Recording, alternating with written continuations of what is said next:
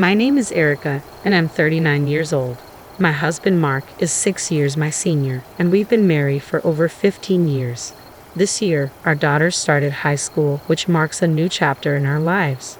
After settling down to raise our child, I started a handmade business. It's been thriving, and I'm increasingly busy with orders.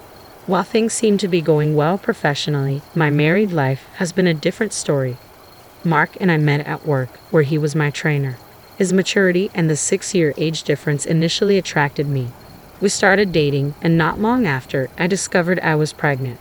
The unexpected news led us to marry quickly. Due to severe morning sickness and Mark's request, I resigned from my job and became a housewife.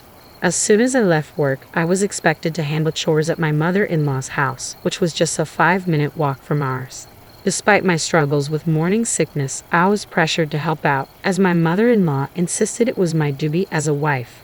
My husband and mother-in-law frequently reminded me that, as a wife, I was obligated to handle household tasks and follow my mother-in-law's directives. This constant pressure made me start believing that I had no choice but to comply. Living with a growing child and having quit my job made it hard for me to rely on my own parents for support. Divorce was never a consideration at the time.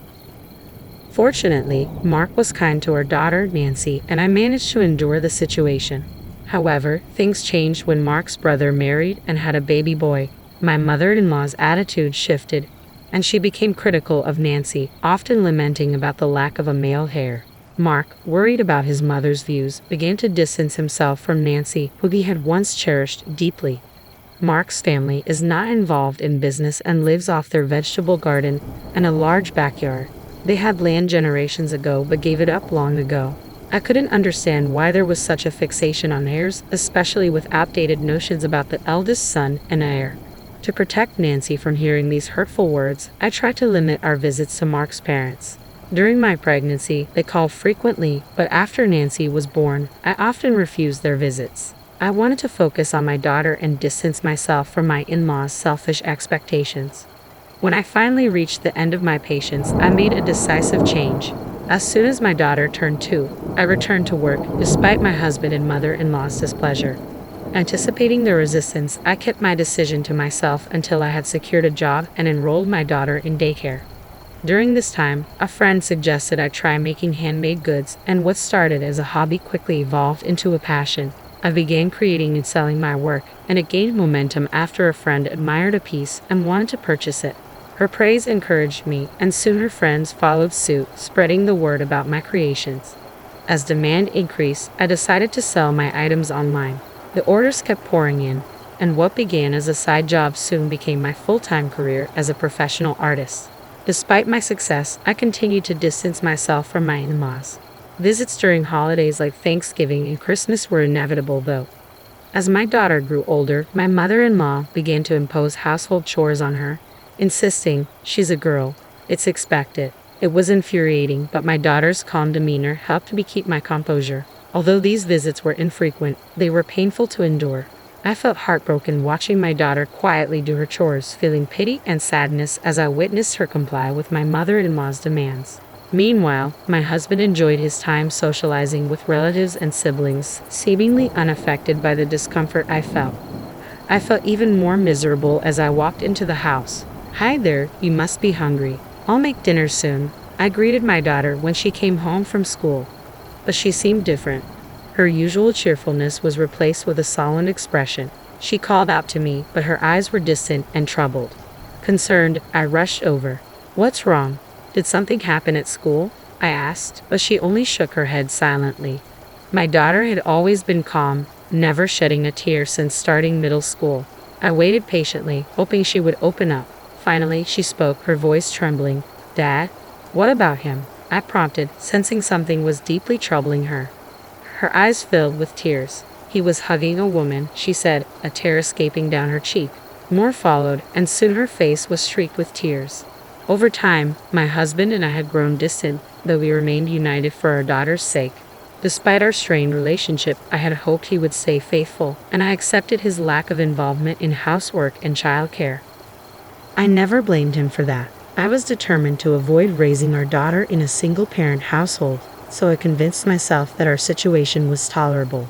We might not smile together, but as a family of three, we could still find moments of laughter. Now, though, my husband's betrayal was clear.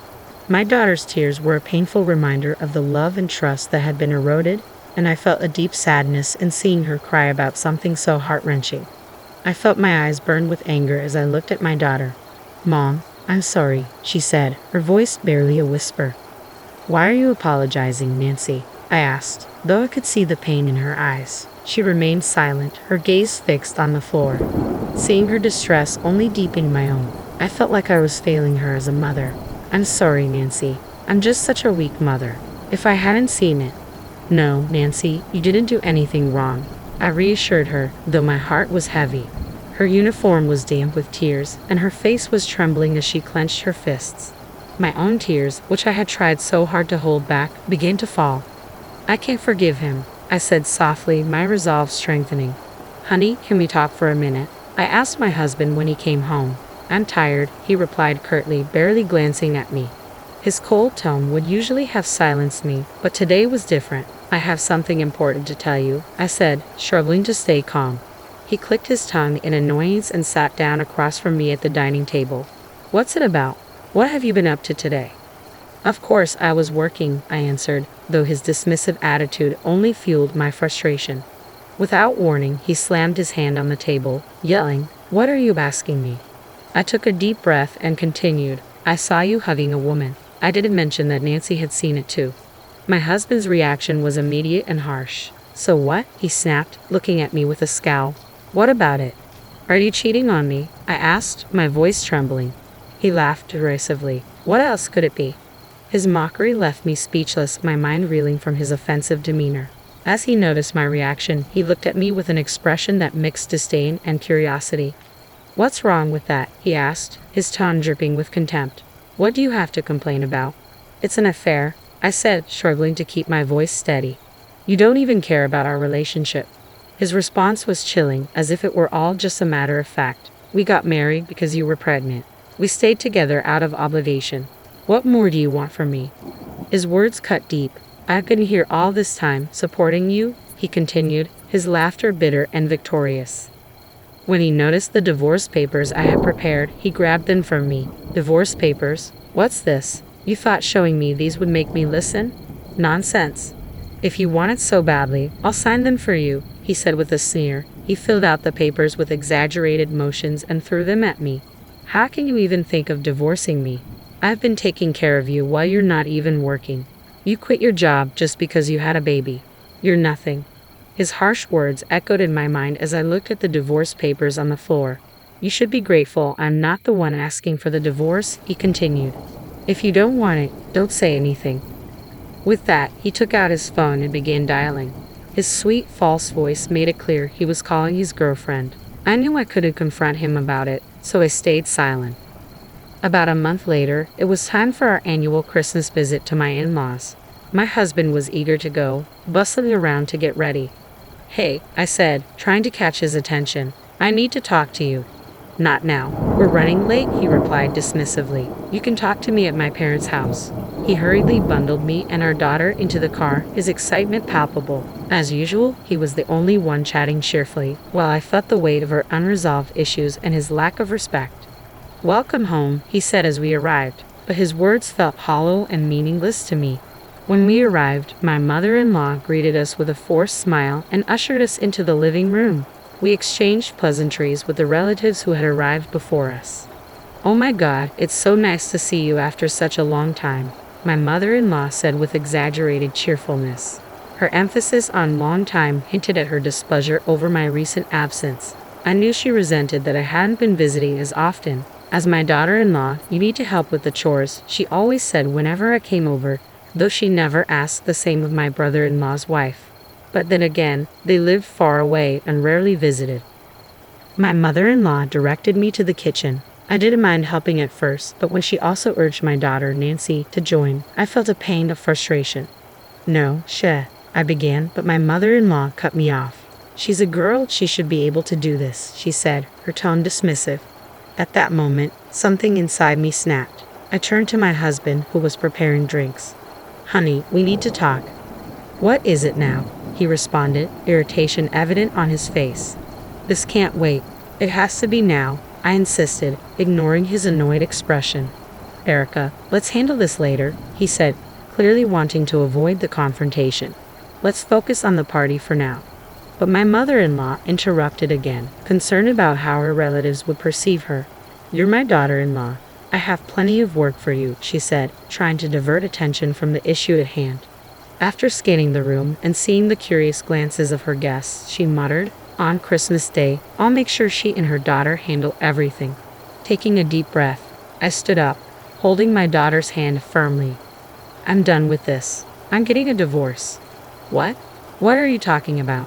My husband and mother-in-law gasped in shock, their faces a mix of confusion and disbelief. I tried to ignore the chaos and focus on leaving with my daughter, but they blocked our way. What do you mean by divorce? My mother-in-law demanded, her voice rising in disbelief. She glared at both me and my husband, who was clearly caught off guard. It was evident he hadn't been expecting this revelation. I mean exactly what I said. I'm divorcing this man, I replied firmly. What? I didn't hear anything about this, my husband stammered. What's going on? You told me to go ahead and file the papers if I wanted a divorce. Well, I've done just that, I said, my tone unwavering. My husband was left speechless, clearly unable to process the situation. His optimism had clearly blinded him to the reality of our marriage. You weren't serious about this, were you? He finally managed to ask. Of course I was serious, I replied. Thank you for the papers. I've already submitted them. And as for why I'm telling you here, look around. This is exactly why. You've avoided any real conversation about this, and now we're facing it. My husband's face turned red as he realized the full extent of the public humiliation he was enduring. He had avoided discussing our issues, and now the consequences were unavoidable. But my mother-in-law wasn't done. What's this about? I can't believe you're divorcing my son. You must have done something wrong, Erica. I looked at her incredulous. How can you be so sure I'm at fault? Your son is trembling, and you still think it's all my fault? My husband was clearly at a loss for words, flustered by the unexpected revelations. My mother-in-law, still in shock, demanded, how am I going to explain this to others? I turned to Nancy, who had been watching the scene unfold. Nancy, why don't you tell them what you saw? Nancy's cold gaze cut through the tension as she spoke. Even though Dad is cheating on Mom. What? My mother-in-law froze, unable to process the new information. My husband, stunned, could only look at Nancy in disbelief. Why? Nancy asked, her voice trembling. I saw you hugging another woman. What? My husband stammered, clearly caught off guard. It's okay, Nancy, I said gently, though I could see the disgust in her eyes. She no longer wanted anything to do with her father, and it broke my heart a little. I wondered if I should have kept her from coming today, even though she'd insisted on it. Are we done here? I asked, ready to leave. This is false accusation, my husband suddenly blurted. You have no proof. I'm not divorcing you. His defiance caught me off guard. How can you say that? You've always claimed you never loved me. Is this about maintaining appearances? You don't have any proof, he shouted, stuttering as he tried to defend himself. I calmly reached into my bag and pulled out several photos, scattering them across the floor. Here's your proof, I said. The photos showed him walking hand in hand with a young woman. The evidence was undeniable, and he could no longer deny his actions in front of his extended family. His face turned red as he scrambled to gather the pictures. Why did you? He began, but his voice trailed off. I think you've gone too far, I replied. I never condoned cheating.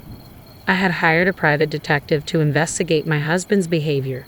The detective not only followed him but also recorded his conversations with the woman who had spoken freely about my husband's behavior and even made derogatory remarks about me. How did you know that? My husband asked, his face paling. The relatives surrounding us looked on in shock, and my mother-in-law's face was one of disbelief. Mary, I'm not your son anymore.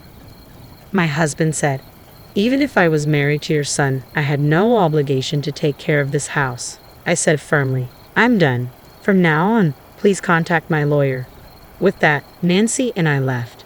I had already filed for divorce and was pursuing alimony. Although my ex-husband initially resisted, the hard evidence I presented made him concede. I also filed a claim against the woman he was involved with, and she agreed to compensate me. The scandal spread among their relatives and neighbors, causing them considerable embarrassment. My daughter and I embarked on a new chapter, free from the ties that once bound us. As a handmade artist, my business thrived with an influx of online orders. My daughter informed me that our story had even made its way onto social media. I'm finally free from the constraints of my past. Despite the hardships, I now have the opportunity to do what I want, take care of my daughter, and fully enjoy my life. When Ken and I got married 3 years ago, we built our dream home together. It was the most significant purchase I've ever made, and we were both determined to cherish it as a symbol of our new life together. Our home was everything we had hoped for: the fresh scent of new construction, Ken's warm smile as he showed me around, and the spacious living room bathed in morning sunlight streaming through large windows. We had always dreamed of creating a space where we could truly relax and enjoy each other's company. I was particularly involved in the design details, from the built-in kitchen to the placement of the windows. On sunny Sunday afternoons, the light through the windows was just perfect, and Ken and I would unwind and take naps in that lovely glow. Brewing coffee in the kitchen filled the house with its comforting aroma, marking my moments of pure happiness. But achieving these blissful moments came at a cost. It took a lot of hard work to afford the mortgage, and I took pride in our ability to manage it. Ken shared that pride, of course. However, just a month after we moved in, I received an unexpected call from my mother-in-law, Pam, who lived separately from us. "You and Ken have finished building your home, right?" she'd asked.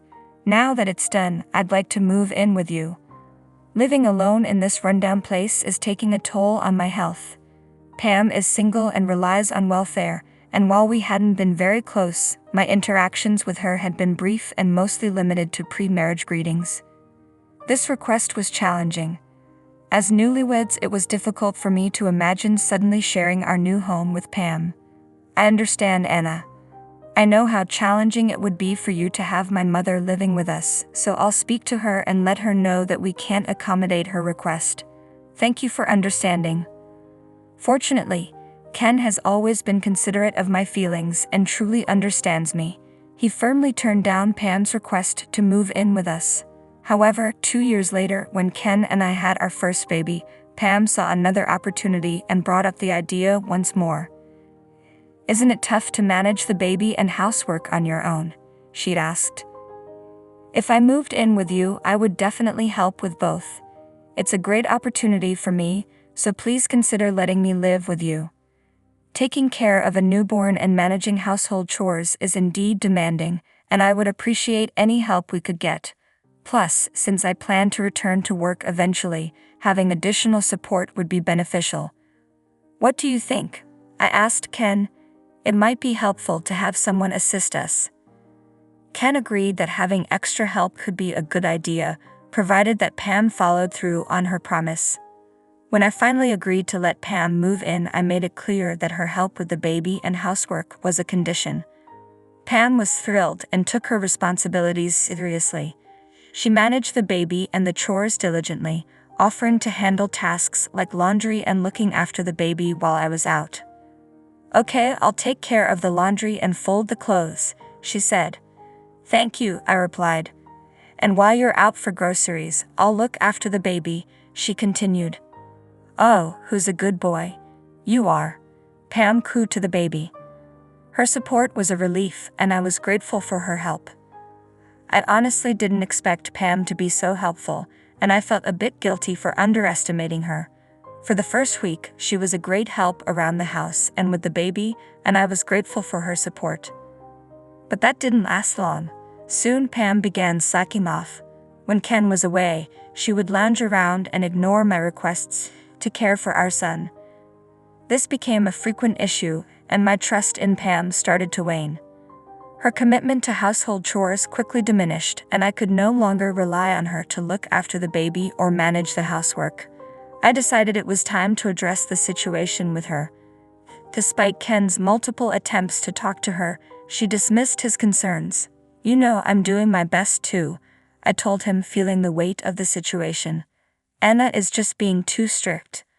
But we need her to help us properly. That's why we invited her to live with us." Pam reacted poorly whenever Ken confronted her. either blaming me or crying to gain his sympathy. She continued to stay at our home, but her attitude towards our son became increasingly negative. "Oh, he's crying again. He's so loud," she would complain. "Hurry up and make him stop." Her lack of care and growing frustration with the baby made me anxious. I worried about leaving our son with her and wished for her to move out as soon as possible. "Honey, I'm really afraid for our son's safety with Pam around," I confided in Ken. "I think it's best if she leaves." Ken agreed and began making arrangements to find a new place for Pam. Soon our living room was cluttered with her belongings. I had to keep a constant watch over our son to prevent him from getting hurt by her things. Despite our repeated warnings, Pam's behavior didn't improve. We were determined to persuade her to move out and restore some peace to our home. I was in a panic when I realized that our son was missing from his room where he was supposed to be sleeping. Frantically searching, I found Pam outside with him. "What are you doing? How could you take our son out without our permission?" I demanded. "I just wanted to show him off a little," Pam replied dismissively. "You shouldn't worry so much.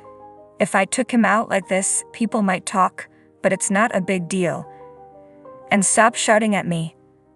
I was stunned that Pam had taken our son without informing me and seemed completely unapologetic.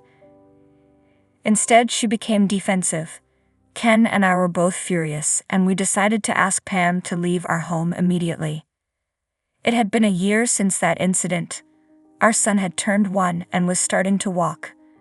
Then tragically, my husband was involved in an accident on his way home from work and passed away unexpectedly.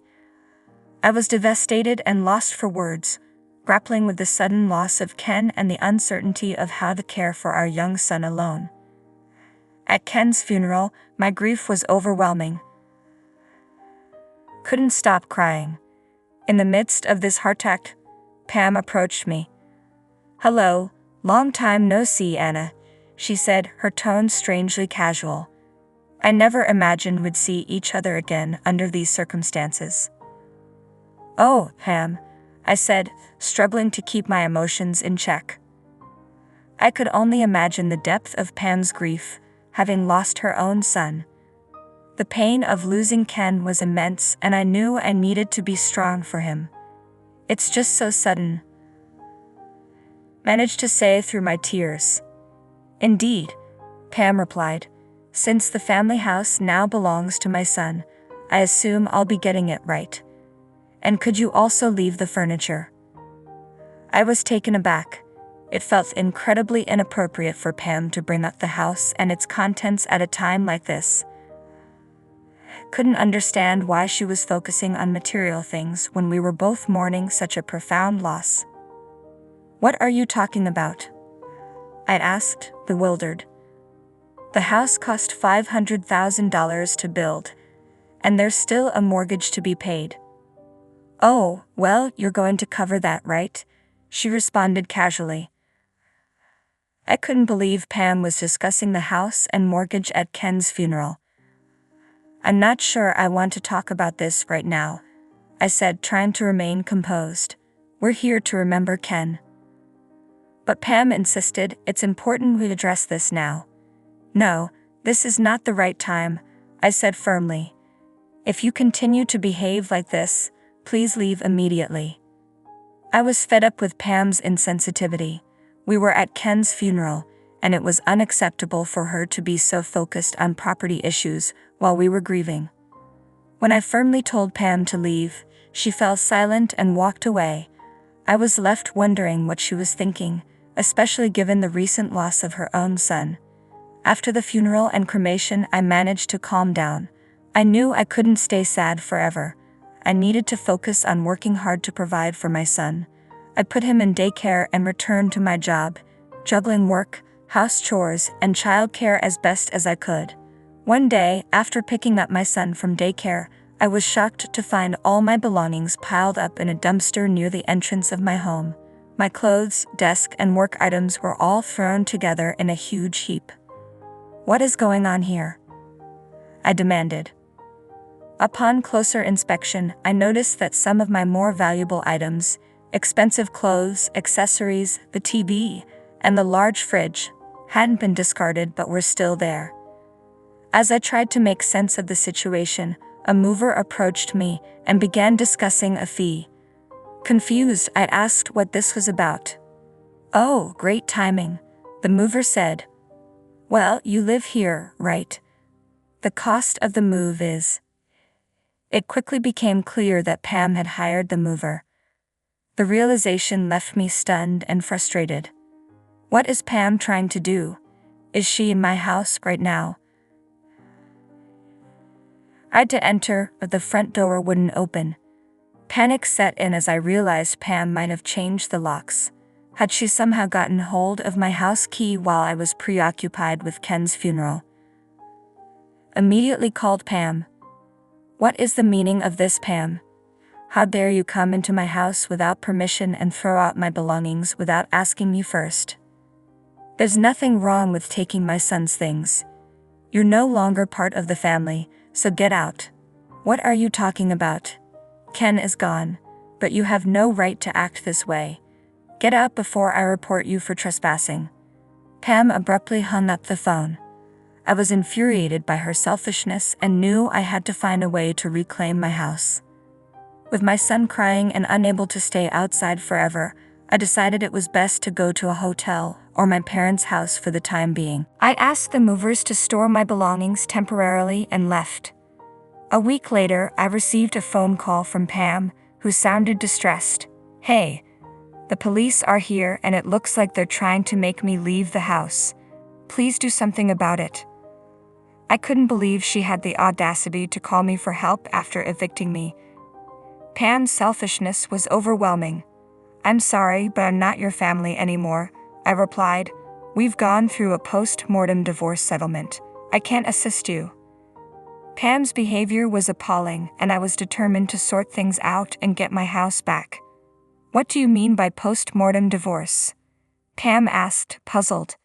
"It's a legal procedure to sever ties with the relatives of my deceased husband," I explained. "Since I'm still legally Ken's spouse, I inherit the house. I've cut ties with you, so you have no right to live here or expect any support from me." "What? You know I have nothing, and yet you're kicking me out?" Pam protested. "Yes, I am," I replied firmly. "Since we're no longer family, I have no obligation to you." Pam sounded outraged. "But I took care of the baby. How can you be so ungrateful and cold?" It was clear that Pam didn't understand, or didn't want to acknowledge, how wrong her actions were. Her anger only confirmed my decision. "If that's how you feel," I said, "you can stay if you want, but you'll need to pay the mortgage in one lump sum." "What? You want me to pay the mortgage in full?" Pam was incredulous. "You don't need to pay the mortgage that's already been covered up to now. You're only responsible for the remaining amount. But be warned, it's a significant sum." Pam was taken aback. How could I possibly pay for a house that's only been built for 3 years in one installment? "Well, if you can't manage it, then the house is mine, and you, as someone who is no longer part of the family, will be reported for breaking and entering." I ended the call, feeling resolved. I knew I didn't need to explain to Pam that the mortgage was covered by insurance after Ken's passing. A few days later, when I finally managed to get back into the house, I found it in disarray. Furniture was damaged and my clothes were in a mess. I took photos and documented everything, noting the costs and the circumstances under which Pam had evicted me. Even though filing a claim might not result in a payout, having this evidence could be useful if Pam caused further trouble. Later, Pam contacted me, demanding a $1,000 fine for trespassing. Of course, I had no intention of paying her. I ignored Pam's request. How could she not see that I was the victim in all of this? There was no way I would pay her any money.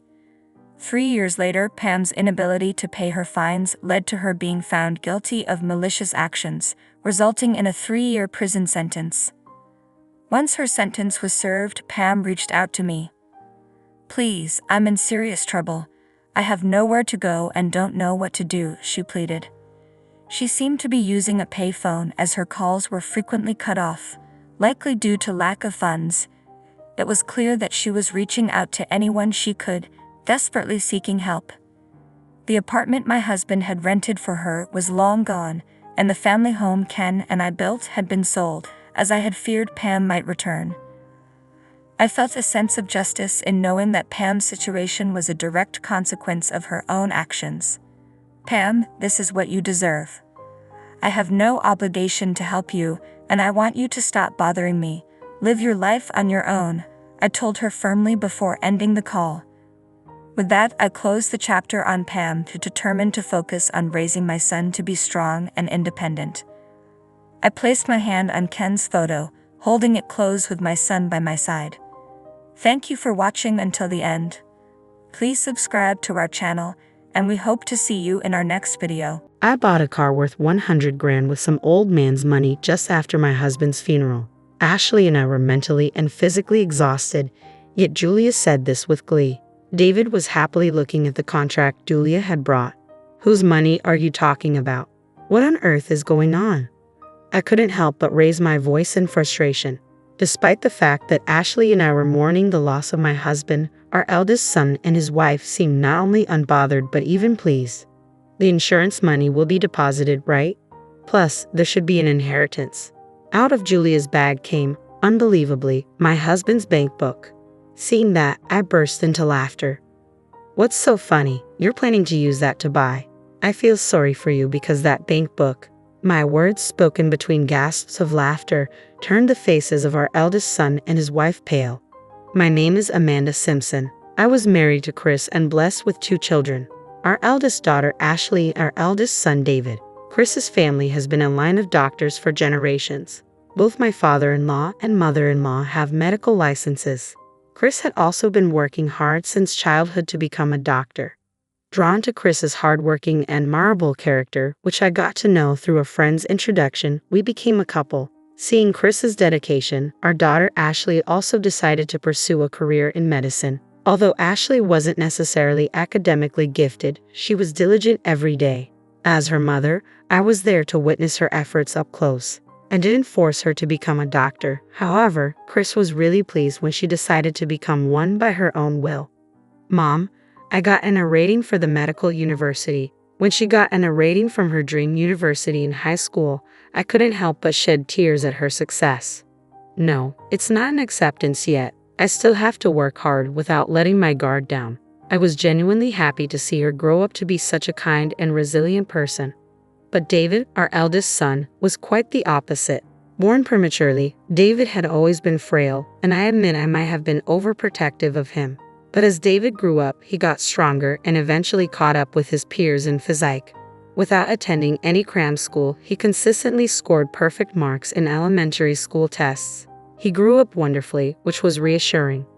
However, the latter half of his middle school years, David started coming home with bruises every day. David, what happened to you? Those injuries. I was concerned, but David started to ignore me. They looked like bruises from fights. Maybe he got into some scuffles. He's a boy, after all. There are times like these. It's kind of a good thing in a way that he's grown up to stand up for himself. As long as he's not causing trouble for others, let him be, Chris said with a laugh. In hindsight, I should have listened to Chris and left things to some extent. However, my overprotective nature towards David made me anxious. I constantly questioned him about the fights and who hurt him, which drove him away. You're so annoying. If you ask me one more time, I'll never speak to you again. Indeed, despite Chris's advice, I kept pushing. After David's stern warning, I reflected and stopped prying. But every time one bruise healed, another appeared. All I could do was watch over him with worry. While David was certainly academically talented, he ended up spending most of his time fighting and went to a local public high school. I hoped that after he outgrew his teenage years, David would discuss his future or college plans, but he remained unchanged. Hey madam, give me some money, he demanded rudely one day. If you think acting like a delinquent makes you cool, you're gravely mistaken, Ashley retorted. Huh? What did you say? David snapped back, and it seemed like a fight was about to break out. The thought of Ashley possibly being harmed left me restless. Don't fight, please. Here, is this for lunch money? I quickly took a $50 note from my wallet and handed it to David. He clicked his tongue in annoyance and left, with Ashley glaring at him. How did it come to this? Did I spoil him too much? Every day I reflected and blamed myself. Even as his classmates began preparing for university entrance exams, David remained unchanged. Chris tried to talk to David multiple times out of concern, but David even began hurling abusive words at Chris. Well, he hasn't done anything that would involve the police, Chris would say. He has been picked up for being out late with friends more than once or twice. In the end, David neither found a job nor decided on further studies and just graduated high school. David, what are you going to do? You can do well if you study. Isn't it better to go to college now? I'm not saying you should become a doctor, but you should get a job.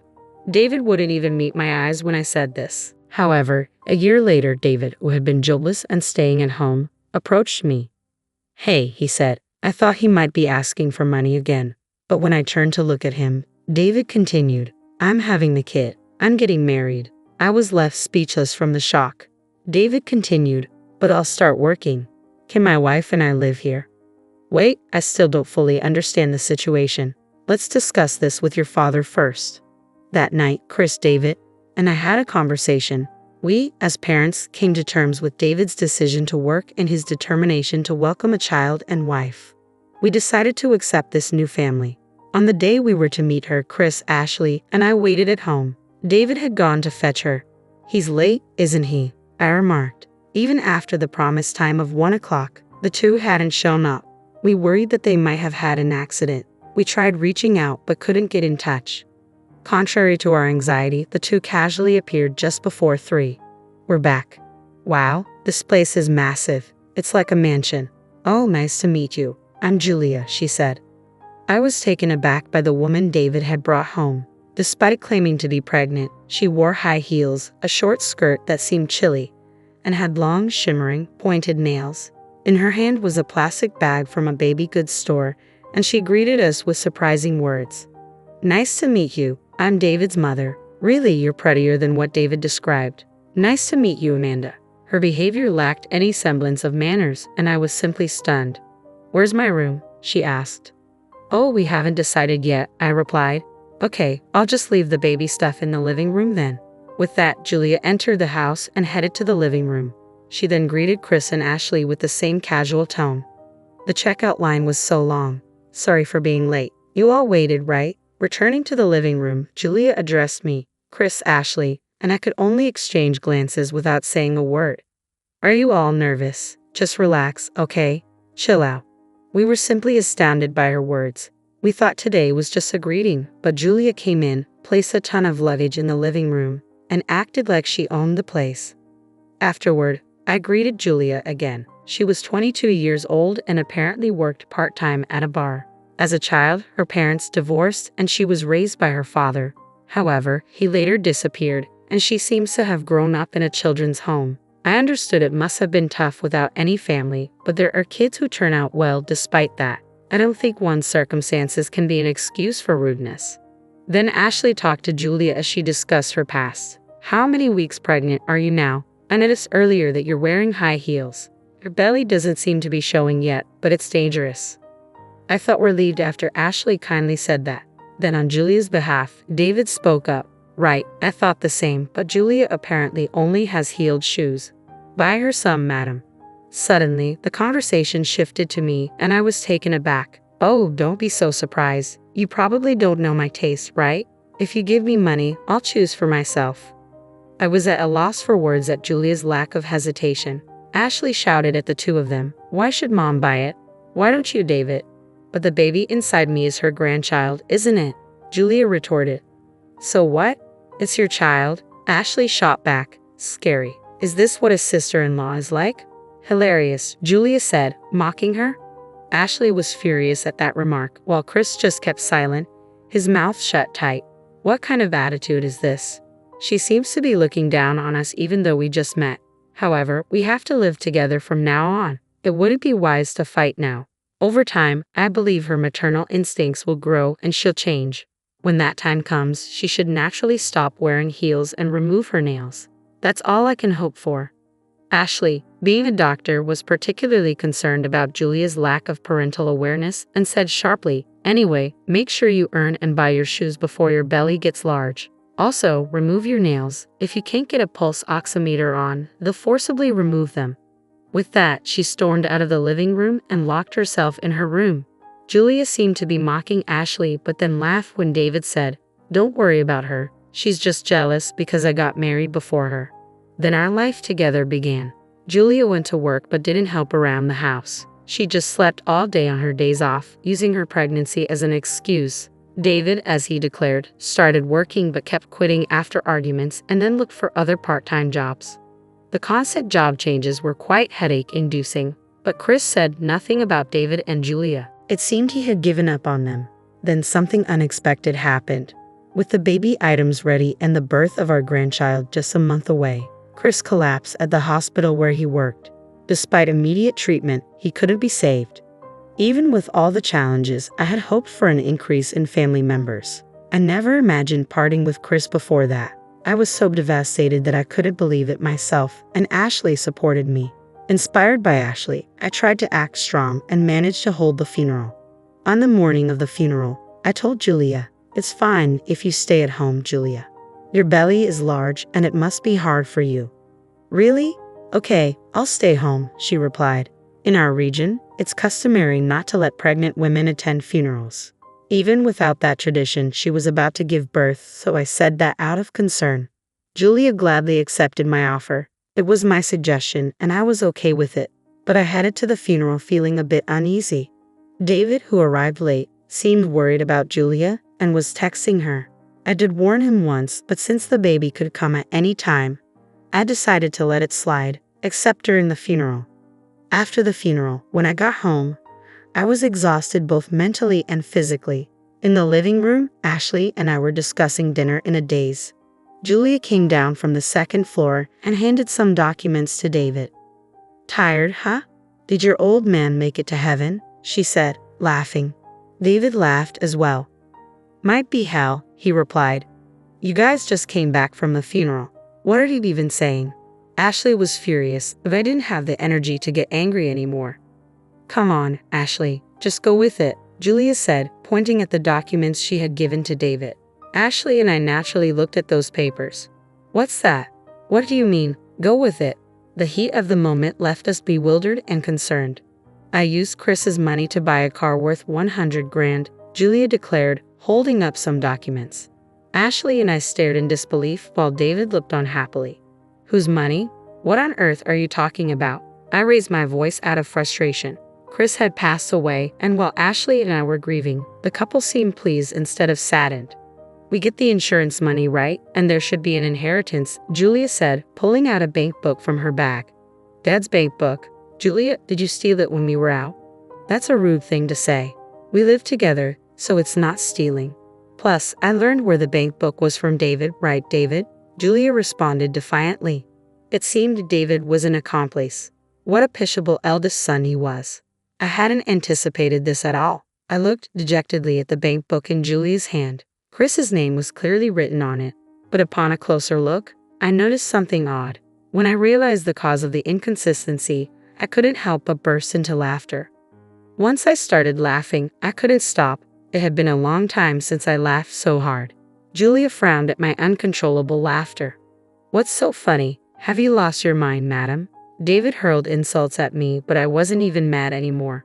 All this time, I thought David was smart, but I was wrong. I felt sorry for the foolish couple. "Let's see, you wanted to buy a car, right? Have you signed the contract? Are you going to use that money? I feel sorry for you. Did you see the balance in that bank book?" Upon hearing my words, David hastily took the bank book from Julia and opened it. "What the hell? There's only $3 in here." The couple looked at the bank book in shock.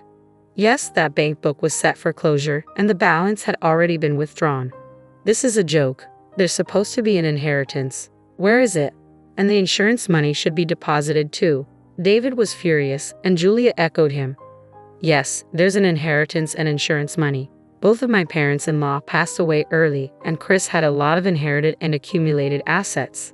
Notably, Chris wasn't just a doctor, he also owned several hospitals. His total assets amounted to $1 million. However, those were assets he had built, not things he owned. Most of his assets have been donated and are now gone. The medical fees he received from patients, he wanted to use them to help other patients. What? Didn't you know? He made a large donation, and it was in the newspapers. Hearing this, David began to tremble. He never showed interest in family matters and didn't read the newspaper, so his ignorance wasn't surprising. Moreover, the remaining money is managed in an online bank. I can't access it until we complete the inheritance procedures. Anyway, what about the insurance money? When will it be deposited? Julia rushed, grabbing the bank book and approaching me. Ashley, standing next to me, began to laugh. Don't you know, insurance money is not deposited into the account of the deceased but to the beneficiary's account. It'll be transferred to my account and my mother's, Ashley explained, chuckling. Hearing this, Julia's bank book slipped from her hands. David looked dumbfounded, and Ashley and I exchanged glances, stifling our laughter. What am I going to do now? I've already signed contracts, added so many options, and they told me I can't cancel.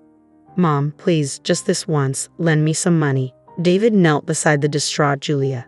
It had been so long since he called me Mom that it felt unfamiliar, as if a stranger was asking for a favor. I don't know. Figure it out yourselves. I pushed him away coldly. Today, I couldn't forgive the actions of my eldest son and his wife. I'm sure Chris felt the same. Mom, you must be tired. Let's go to bed, Ashley suggested. Yes, I'm not in the mood for dinner either, I added. Ashley and I stood up, ignoring the two who were sweating in the living room, and headed to the bedroom. It seemed that during the funeral, David had been communicating with Julia about a deal. I thought they were concerned about their health, but it seemed the car was more important than their unborn child. In his lifetime, Chris always said he didn't want to leave a single penny to David and Julia. As planned, the insurance money was transferred to Ashley and me. Chris died young, and David, even after starting a family, remained unreliable. Chris had thought about what might happen after his death and even left a will.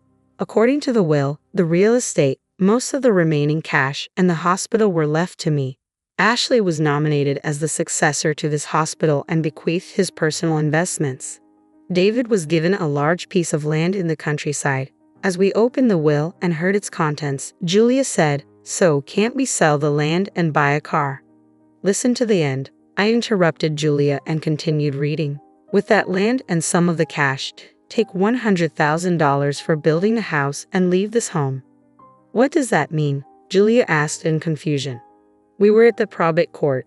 The will has been validated and carries full legal force. It means exactly what it says. You get the land and money to build a house. You should be grateful, but this house should eventually belong to David, the eldest son, right? I replied, looking at Julia as if she was pleading for help.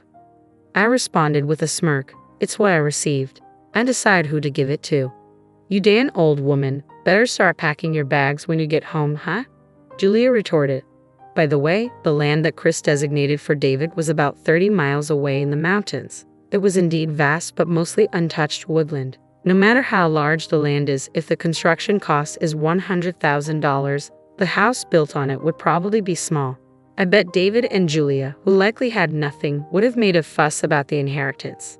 Whether Chris gave them the land with that in mind, I don't know, but I believe Chris created an environment where Ashley and I can live peacefully. Besides, David and Julia shouldn't even have any right to receive anything.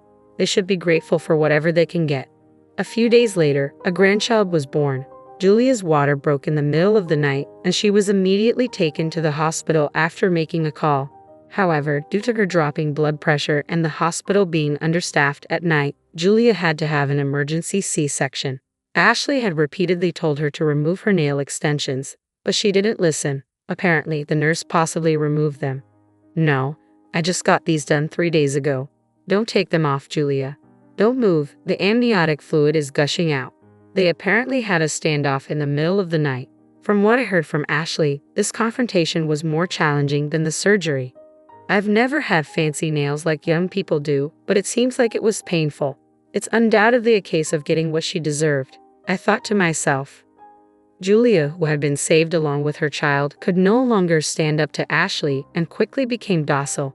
She may be upset about the inheritance, but she's no longer acting superior to us.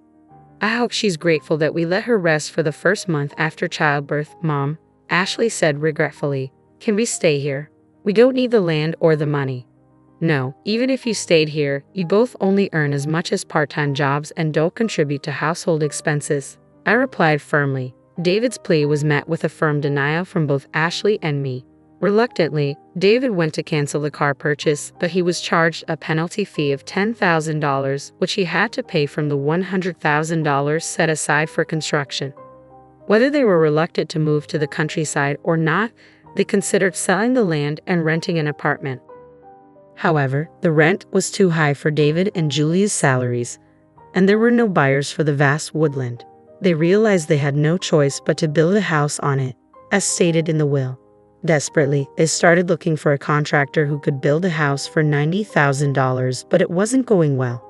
The baby is still young, so I'm letting you all stay here for now. You can leave whenever you want, okay? I told David, who fell silent at my words. A week later, they found a construction company, but all they could afford was a small prefabricated hut. I don't expect Julia to keep it clean, so even a small house should be fine. I told the couple who were preparing to move. You'll need to decide on daycare, so until you're settled, I can take care of the baby. You both should become independent as parents first. You're taking our child, you monster, Julia exclaimed angrily, but David stopped her. With just my earnings, it's impossible to support the two of them. Let's leave our baby here until things settle. No way, I'll divorce you then, Julia threatened. Even if you do, you still won't have a home, I interjected calmly. It seemed David was finally facing reality, desperately trying to convince the furious Julia. Then don't make it come to that, I said. I didn't say I'd take her away. If you can, take her with you. When I snorted and said this, Julia bit her lip in frustration and quieted down. She must have realized that she had no choice but to temporarily part with her baby. Afterward, the couple quietly packed their things and left. I did feel sorry for the baby, however, having parents like that might not make much difference. Of course, if they changed their ways, it would be best for the baby to be raised by her own parents. But I couldn't help but think that the baby might be happier being raised by Ashley and me. David and Julia, who moved to their new land, contacted us almost every day. If it was about the granddaughter, I was happy to reply. But all they ever asked for was money. When ignored, they sent pictures of bread for dinner. Seeing this, Ashley laughed. Even if they ruin their health, they won't be able to afford medical bills. In the countryside, a car is essential, I commented. They're currently driving a used car they bought for $3,000, which frequently stalls. They might be saying this to gain our sympathy, but they don't know it's just a laughing matter for us, Ashley added. In this situation, they probably won't be able to take their daughter back, I concluded. But as long as we can live with our adorable granddaughter, I think it's okay. When she turned 3, she was very cute, kind, and nothing like David or Julia. She was a hard worker. Ashley bought her a number puzzle, and she eagerly learned numbers and could already read letters.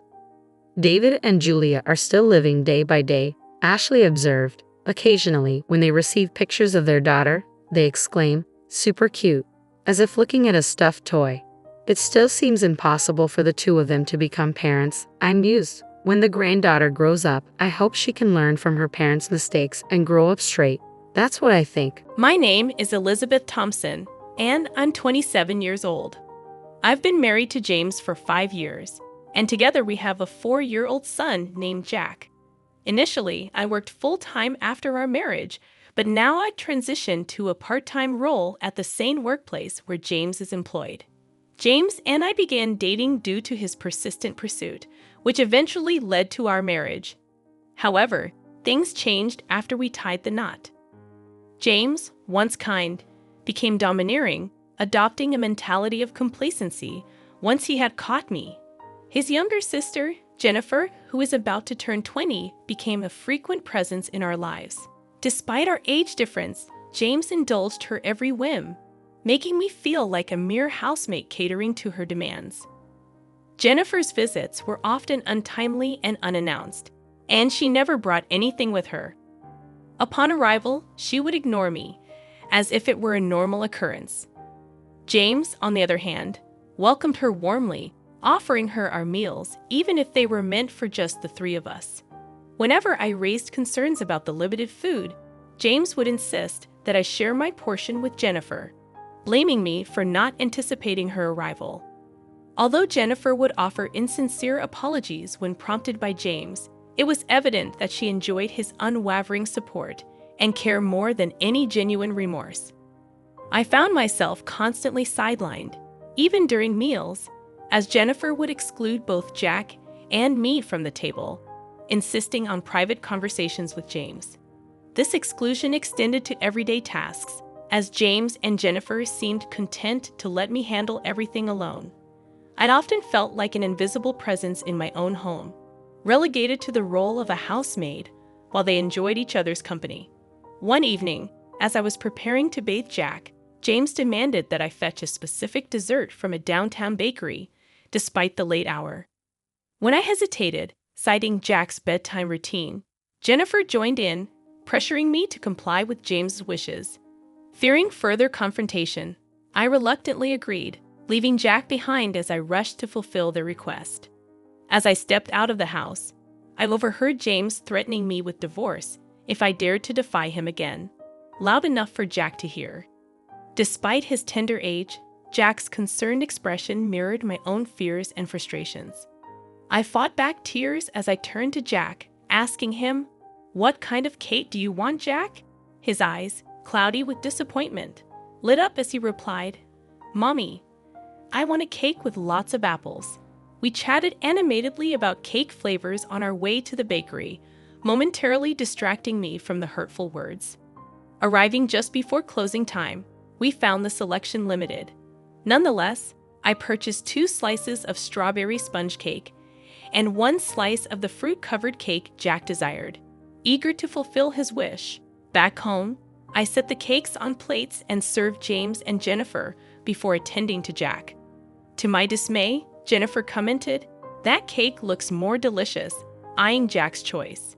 James, without hesitation, swapped Jack's cake for Jennifer's, dismissing Jack's protest. When Jack cried out, James callously stated, "I bought that cake with my own money, so you don't have the right to choose." Enraged by his cruelty, I confronted them, only to be met with James's threat of divorce once again. Jack, his tears subsiding, looked at me with concern. After a moment's hesitation, he bravely began to eat the cake Jennifer was supposed to have. "Mummy, this cake is delicious. I'm glad I got this one," Jack forced a smile, masking his true feelings. Seeing 3 adults imposing such hardship on a child stirred something within me. In response to Jack's feigned enjoyment, I suggested we eat in another room, away from the toxic atmosphere. Despite James's protests, I took Jack to the other room, allowing him to savor his cake in peace. Ignoring my husband and Jennifer, we enjoyed our time together, finding solace in each other's company. That night, we slept in Jack's bed, finding comfort in our bond. The next morning, as I awoke to start the day, Jennifer had already departed. While tending to James and Jack, I heard Jack crying. Rushing to him, I discovered his porcelain piggy bank, a gift from my father, shattered, its contents missing. Every night, Jack would bid goodnight to that piggy bank, a cherished routine now shattered. I had watched Jack bid goodnight to his piggy bank the previous evening, a small ritual he cherished. With a sinking feeling, I suspected James, who was in the living room, might know something about its sudden demise. So without delay, I questioned him. His response was callous, lacking any hint of remorse. "She just needed a bit of money, so she broke the piggy bank," he stated indifferently, as if it were inconsequential. As Jack cried, I tried to console him, but soon found myself overcome with tears, unable to hold back the flood of emotion. I could endure the mistreatment from James and Jennifer, but seeing Jack left unprotected and wondering what he meant to James filled me with a sadness and anger I had never known. A mix of emotions surged within me, overwhelming my composure. As Jack and I wept, James chided, "Don't make me feel gloomy first thing in the morning," his words laced with irritation. Losing my patience, I confronted him openly, condemning his actions. "Don't you think what you did is wrong, even seeing Jack crying like this?" I exclaimed, breaking my resolve to shield Jack from marital discord. James, without a word, retrieved a document from the bedroom, a divorce form. Shoving it at me, he declared, "If you're not satisfied with what I say and do, let's get a divorce," before storming off to work. Jack, who had never before cried over matters involving James and Jennifer, had been inconsolable since last night. I, too, had surpassed the limits of my patience. "Jack, let's take a break from daycare today, okay?" I suggested, hoping to provide him some comfort. With a resounding yay, Jack eagerly agreed, thrilled at the prospect of spending the date with me. As he nestled on my knee, his innocent gaze filled me with a sense of serenity, reminding me of the boundless patience harbored within a child's heart. Together, we decided to indulge in a day of play to release the pent-up frustrations that weighed heavily upon us. Though I knew it would inconvenience my work, I felt it was the best course of action for Jack. After explaining the situation to my employer, we spent the day at the park, exhausting ourselves with laughter and games. By lunchtime, we returned home, where Jack, unusually clingy, nestled in my lap like a baby, finding solace in our shared embrace. I had originally planned to tackle some household chores while Jack napped. However, sensing the significance of the day, I decided to seek solace in watching Jack's peaceful slumber instead. Suddenly, the sound of the front door unlocking startled me. It was too early for James to be home. Hastily grabbing a nearby bag, I retreated to the bedroom closet, cradling Jack in my arms. Straining my ears, I discerned a familiar voice, Jennifer. She seemed to be searching for something, her rummaging filling the air with tension. Peeking through the slightly opened closet door, I observed Jennifer's actions and listened to her muttered frustrations. After a flurry of noisy activity, she made a phone call, expressing her inability to find what she was looking for. With a resigned sigh, she mentioned bro, before finally leaving and locking the door behind her. Emerging from the closet, I gently laid Jack on the bed, pondering the intrusion. What could James and Jennifer be searching for? And why did Jennifer have a key? I felt a wave of unease, as if James had become a stranger. In a rush, I packed Jack's essentials into the bag I had grabbed. Just as I finished, Jack stirred awake. "Jack, let's go to Grandpa's house," I said, taking his hand and hastily making our way to the station. Within moments, we were on a train headed to my parents' home, just 2 stops away. Arriving unannounced, my parents were surprised to see us. Jack wasted no time in playing with the family dog, his laughter easing my tension. As I explained the unsettling events to my parents, I couldn't shake the feeling of fear that lingered. I wondered if Jennifer's search was for something personal, perhaps my banking card from my single days. I became increasingly convinced that the missing item Jennifer and possibly James were searching for was indeed my banking card from my single days. This suspicion stemmed from the fact that I had once run a successful online shop for handmade goods, which had flourished with the help of friends I'd invited into the business. As my shop gained popularity and recognition, I had made plans for my trusted friends to manage it while I focused on motherhood. Balancing part-time office work with my responsibilities at home, I had kept my role as the company's president hidden from James. Despite his knowledge of my entrepreneurial past, I hadn't disclosed my continued involvement in the business. This secrecy stemmed from issues that arose after our marriage. James, who had a habit of spending his entire salary with no savings, had pressured me to become a full-time homemaker. Unwilling to accept his terms, we had settled on my working part-time. However, he had insisted I sign a contract limiting my claims to marital property, leaving me financially vulnerable. Throughout our marriage, I had received only a meager allowance for household expenses, covering the child's needs from my own earnings. James' presumption that I still had savings from my single days likely fueled his and Jennifer's search for my banking card. Nevertheless, I had taken precautions to safeguard my assets.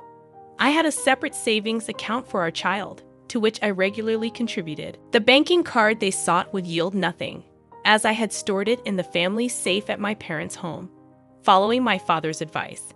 However, another concern arose when Jack tearfully confessed to breaking a piggy bank gifted by my father, failing to save money as promised. This infuriated my father, who was on the verge of confronting James when my mother intervened, urging caution.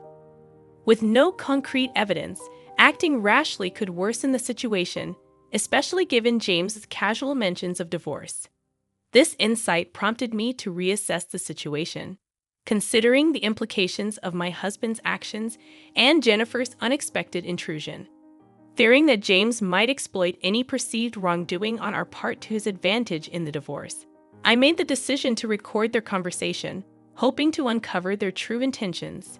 In the meantime, my parents sought advice from a trusted family lawyer, a longtime friend of my father. Upon our return home, I began preparing dinner as usual, with my phone discreetly recording the unfolding events. True to expectations, James's first question was about the whereabouts of the banking card. When I pressed for an explanation, the conversation quickly escalated. He grew visibly agitated, demanding all my part-time earnings, citing my sister's supposed troubles as justification. Refusing to comply, I explained that I was saving for our child's future. In response, James thrust divorce papers at me, accusing me of arrogance and implying his sister's importance over Jack's well-being. Silently, I halted my dinner preparations, stashing the divorce papers in the bag I had packed earlier. Taking Jack's hand, I headed for the door, ignoring James' ultimatum. He warned me not to return, emphasizing his seriousness about the divorce, citing his discomfort with Jennifer's unrestricted access to our home. Leaving behind the familiarity of our home, I was bombarded with calls and emails from James, all of which I ignored as we made our way to my parents' house. There, I shared the recording with them and presented the divorce papers James had given me. Discussing our options, my parents acknowledged the potential harm a divorce could inflict on Jack's tender heart. Lost in contemplation, Jack's innocent request for food broke through the tension. My mother swiftly prepared his favorite dish, hamburgers, tears welling in my eyes as I realized the depth of my emotions. The floodgates of my emotions burst open, and I found myself unable to stem the tears. Jack's enjoyment of the hamburger was palpable, his grin stretching from ear to ear as he expressed his wish to have Grandma's hamburgers every day. "It's because Grandma fills them with so much love," he proclaimed, offering me a bite-sized piece with an earnest smile. As I tasted the familiar flavors, Jack's tender words melted my heart even further. "This hamburger is filled with love. Isn't it tasty, Mommy? Please don't cry," he pleaded, his concern touching me deeply, but his compassion only brought forth more tears from me. Sensing my distress, my father intervened, explaining to Jack that my tears were tears of joy, moved by his thoughtful gesture. He reassured Jack that family moments like these were precious and brought immense happiness. In a poignant moment, Jack expressed his understanding, feeling more love from our family than from his father. Embracing the concept of divorce with a maturity beyond his years, he found solace in the warmth of our family. Even back at my parents' house, Jack found comfort in our aging dog Max, declaring him as his little brother. With a sense of resolution, I made the decision to proceed with the divorce, knowing it was the best path for our family's well-being. The following day, as Jack slept soundly beside my father and Max, I shared a bed with my mother, finding solace in the familiar comfort of her presence. We reminisced about cherished childhood memories until sleep claimed us. Upon waking, I braced myself for the flurry of messages from James. Over 200 missed calls and emails awaited me, ranging from harsh criticisms to desperate pleas for reconciliation. Despite the uncertainty, I remained steadfast in my decision to prioritize the happiness and stability of our family. Feeling the weight of the situation, I switched off my phone once again, temporarily shutting out the chaos of messages and calls. Later that afternoon, my lawyer arrived, and we delved into the intricacies of my predicament, solidifying my resolve to proceed with the divorce. With solemnity, we signed the necessary documents, setting the wheels of legal separation in motion. The following day, my lawyer met with James to discuss the terms of our divorce. 2 days later, he returned to my parents' house with updates. The outcome was revealing and disheartening. Jennifer's troubles ran deep, stemming from a shopping addiction and involvement with questionable establishments. James, acting as her guarantor, had been entangled in her financial mess. Their plan to utilize my savings to alleviate their debts was laid bare. Despite his earlier resistance to the divorce, James appeared to have a change of heart, expressing regret and sorrow. He agreed to a fair child support arrangement for Jack, acknowledging his responsibility. In a brief but emotional conversation, James confessed his misguided priorities and misplaced loyalty to Jennifer. He lamented the strained relationship with Jack and expressed a desire for reconciliation. However, I remained resolute in my decision to move forward with the divorce, firmly closing the door on any chance of reconciliation. After our conversation, I embraced a fresh start, leaning on the support of my parents as I navigated the transition. Jack's well-being remained my priority, and I ensured his smooth transition to a new daycare. Meanwhile, I revitalized my career as a businesswoman, seizing the opportunity for personal growth and empowerment. As for James and Jennifer, I could no longer remain silent about their actions. I informed my in-laws, who, in a justified fury, decided to sever ties with them. Now living in modest circumstances, James and Jennifer faced the consequences of their choices. Their once strong bond now fractured by blame and resentment. Their downfall served as my own form of retribution, a reminder of the consequences of betrayal and greed. My name is Amy Clark, and I'm 28 years old. Currently, I work at my father's construction company. I'm getting married soon to George Brown, a college classmate who confessed his feelings to me. We started dating, and now we live together. George works at a company in New York City while I work locally. He commutes by train, and I drive to work. With our wedding just 3 months away, I'm busy with preparations. George usually gets home around 7 p.m., so I handle our meals. On his days off, he helps by cleaning our apartment, especially the bathroom. I love cars, especially driving them. Thanks to my father's company, I even have a crane license. Despite being only 5'1" with a baby face, I often surprise people when they see me operating a crane at a construction site in my work clothes. I find their reactions amusing. One day, I was about to go shopping with my best friend, Megan Flynn. We've been best friends since elementary school and even went to the same college. She's a confidant with whom I can share anything. We planned to visit a newly opened outlet mall in the next state. It was a bit far, but we thought it would be a nice drive. I headed to the convenience store where we decided to meet. When I arrived, Megan was already there. "Sorry to keep you waiting. Have you been here long?" I asked. "No, I just got a coffee." "Want some?" Megan replied. Her coffee looked tasty, so I took her up on the offer. "Thanks. Could you grab one for me too? I'll set the navigation system." Happily obliging, Megan went back into the convenience store. As I set up the car's GPS, I accidentally pressed the history button. "Darn it, this touch panel is so sensitive," I muttered, trying to switch the screen back. Then I noticed a surprising entry in the history. Hotel Lovely Chateau. "What's this?" I wondered aloud. I'd never searched for such a thing before. This is my car, but George occasionally uses it too. He must have used it. I didn't think much of it and continued setting my destination. Today, Megan and I were heading towards the outlet mall that just opened in the neighboring state. The weather was great, making for a pleasant drive. Near an exit ramp, Megan suddenly pointed out, Look, Lovely Chateau Hotel. What a cheesy name for a hotel these days." Lovely Chateau, the hotel from the search history earlier. While driving, I couldn't take a good look, but there was indeed a big sign saying Lovely Chateau Hotel. We laughed together, but I couldn't help but feel a bit concerned because of its appearance in the search history. After finishing our shopping and dropping Megan home, I returned alone. Once I arrived, I checked the car navigation system again. Lovely Chateau Hotel. As I searched the name, it indeed showed the location near that exit ramp. It was definitely that hotel. It was undeniably one of those types of hotels. I couldn't help but wonder why George had searched for that hotel. Deciding to keep a close eye on George's activities, I installed a dash cam in my car. I discussed the idea of installing a dash cam with George. He agreed, saying, "Why not? A lot of people have them these days. It's good for safety too. But in return, you have to pay for it, Amy. It's your car after all." Although the car is in my name, George also uses it, so he ended up contributing a bit to the cost. The next day after work, I drove straight to the dealership and had a dash cam installed. It came with cameras facing the front and back, and one that recorded the interior of the car. The recording time is 5 hours, after which it overrides previous footage. I also decided to add a GPS logger, which records the vehicle's movements via GPS. After George used the car, I checked the dash cam footage and GPS logger data. I mainly use the car for commuting, so George typically uses it on his days off. He always asks me for permission in advance.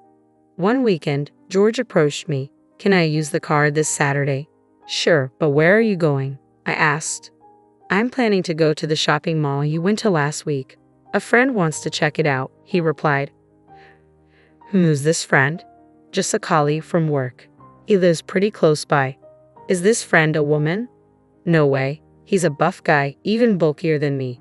"All right then, bring me back a souvenir." "Gotcha, Amy. I bet you like something edible." "Yeah, I'd love something sweet." "All right, got it." The weekend came as planned.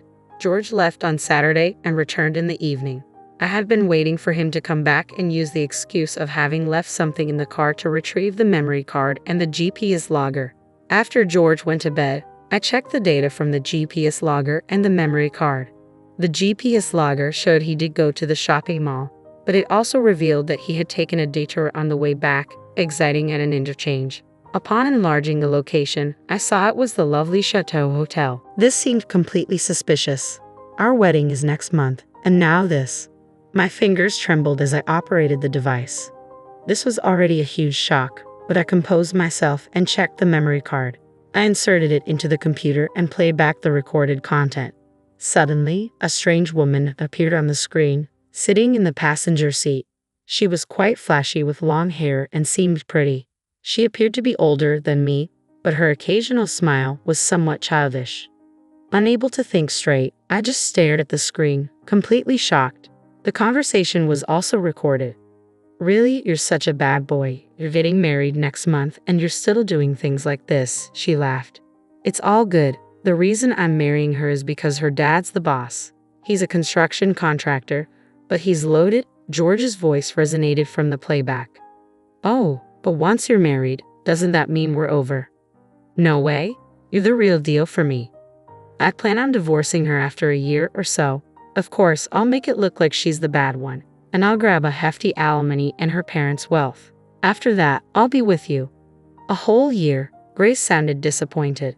"No, we'll continue this relationship in the meantime. I can't bear to be away from you even for a day." "That makes me happy. I love you, George." "I love you too, Grace."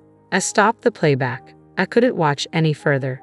George had been unfaithful, cheating, and he was marrying me just to take over my father's company. The proposal, the birthday we spent at the Seaview Hotel, everything was a farce. Why? Tears blurred my view of the computer screen. The next day, I told George I needed to prepare for the wedding and would be going back to my parents' home for a while. George replied without much thought, "Okay."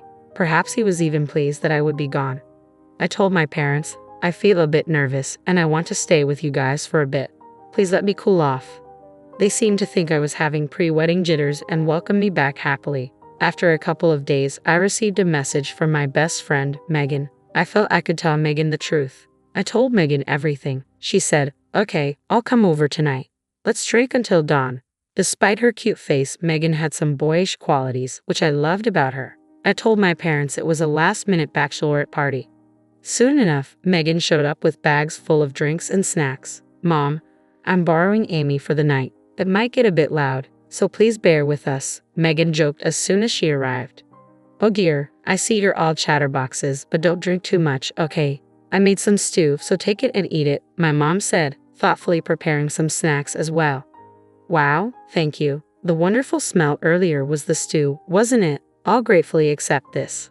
"Oh, by the way, may I invite another friend over?" Megan asked. "Sure, go ahead and make it a party that Amy will remember."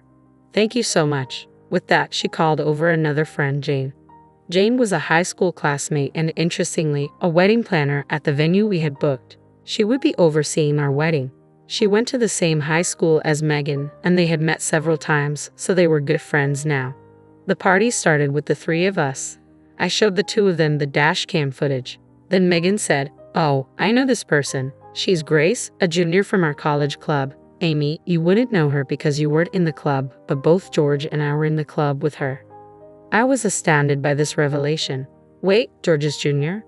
I thought she was older than me. She always seemed mature for her age, but who would have thought it was Grace? She's invited to the wedding. Most of the club members will be there, Megan said while poking a radish from the stew. But this situation is frustrating, isn't it? I want to get back at her somehow. Jane, crushing an empty beer can, said she's always had a strong sense of justice and even caught a gropper in high school, handing him over to the police. She was enraged as if it were her own matter. Accepting Jane's words of revenge, Megan started talking. Let's ruin the wedding then. I have a plan, she said, preparing a piece of paper and starting to write something down. What do you think, Jane? Your cooperation is essential. Please help Amy. Of course, I'm the planner for this wedding, so I can make anything happen, Jane replied. Her being the planner joining our side certainly boosted the success rate of our plan. Great, you're reliable. Hey, both of you, you've had too much to drink, I cautioned. Thus, the plan was formed. I covered the two of them, who had fallen asleep from drinking too much, with blankets and whispered, "Thank you, Meg and Jane." Despite having had too much to drink myself, I felt a bit relieved. The next day, I returned to George's place. Several days after I got home, I put my first plan into action. While watching the recorded video, it was Megan who found it. One day after work, I decided to dine out. I met George at the station, drove him to the diner in my car, and we had a meal. When we got home, I let George out first and returned to the room after parking my car. Then I boldly went to the living room, deeply moved, and said, "George, to prepare something like this for me without even telling me, huh?" George made a strange sound in response to my sudden words. "Isn't this a gift for me? I found it in the car." Saying this, I showed George the paper bag containing a luxury brand bag. The brand name was boldly printed on the paper bag. I was going to clear the rear window of the car because it was dirty. When I tried to pull out the cleaning tools from the floor under the rear seat, this was in there. "Oh, George, you hid it there to surprise me, didn't you?" "Sorta found it." I pretended to be innocent and acted even more delighted. "No, that is," George fumbled his words. You have someone else to send such a thing to." "Don't be silly. I have no one but you, Amy." "Right, you bought it for me, didn't you? How much did this expensive thing cost?" "Around $2,000. "Thanks, honey." "Oh yeah, it's a limited edition, so I think it was $5,000. I thought this would suit Amy, so I bought it. I really intended to surprise you, but, well, it didn't go as planned." "Yes, it seems a bit youthful, but I can still pull it off, right?" "Of course, any bag would look good on you, Amy." "Hey, that doesn't sound like a compliment." Sorry." "Okay, I'll keep it safe. Thanks a lot." When I heard his last sigh, I could hardly hold back my laughter. In the video from that party, I saw George being urged by Grace to buy a luxury bag. He confirmed that he had bought a high-end bag and hid it in the floor of the back of the car. I found it and kept it for myself. During dinner later, George was sighing. Serves him right. A few days later, I got a call from my father. It seems like my old habits have surfaced once again.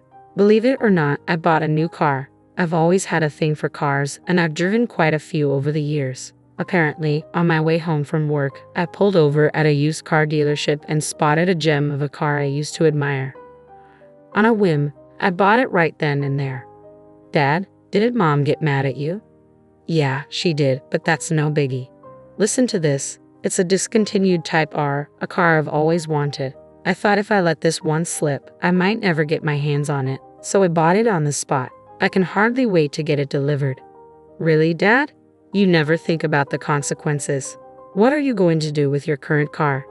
"Oh, I'll give it to you. It's still in great shape and can hold its own against the flimsy cars these days." "That hatchback, right?" I suppose I have grown a bit tired of the car I've been driving." "Just sell that one. How can you enjoy driving such a weak automatic car?" That's when it hit me. "Okay, got it. I'll do that. Thanks, Dad." "Yeah, the new car arrives next week. You can pick it up then. I'll have it cleaned for you." "Okay, but this is the last of your indulgences, right, Dad?" "Don't say that. A man's dreams never end." All right, thanks, Dad." I hung up the phone and couldn't help but grin. And so, my car changed within a few days. Amy, did you change your car? This one looks cooler than the last one. Yeah, my dad bought a new car and gave me his old one. It's cooler than the previous one, isn't it? Yeah, it's cool. Lend it to me this Saturday? Sure, why not? I felt like a fish had taken the bait. Then came Saturday. George, who had left with the car keys, came back immediately. Hey, that car, what's wrong? It won't start. I can't drive it. You can't drive it. Well, what's the matter? You drove it just fine yesterday, didn't you? That's because it's a stick shift. So what's the problem with that? It's just that I only have an automatic license. Oh, that's right. I forgot about that. This is not funny. I can't drive now. Why is that a problem? Do you want me to drive for you? No, that's not it. I mean, I don't want to spoil your day off. Really, I don't mind though. No, I'll figure it out. All right then, safe travels. I knew very well he couldn't. Serves him right. The car I got from my father was a stick shift. There was no problem for me since I have a manual license. However, George only had an automatic license. He legally can't drive that car and probably wouldn't know how to drive it anyway. I had already figured out that he's been taking the car on weekly dates. Despite knowing that, I still switched cars. It's my car in my name, and I can do whatever I want with it. Serves him right. Then, with just 1 week to go until our wedding, I received a message and was summoned to a designated location. Hello, my name is Amy, I greeted. Oh, Amy, thank you for coming, the other party responded. Not a problem. So, how did it go? Well, please sit down.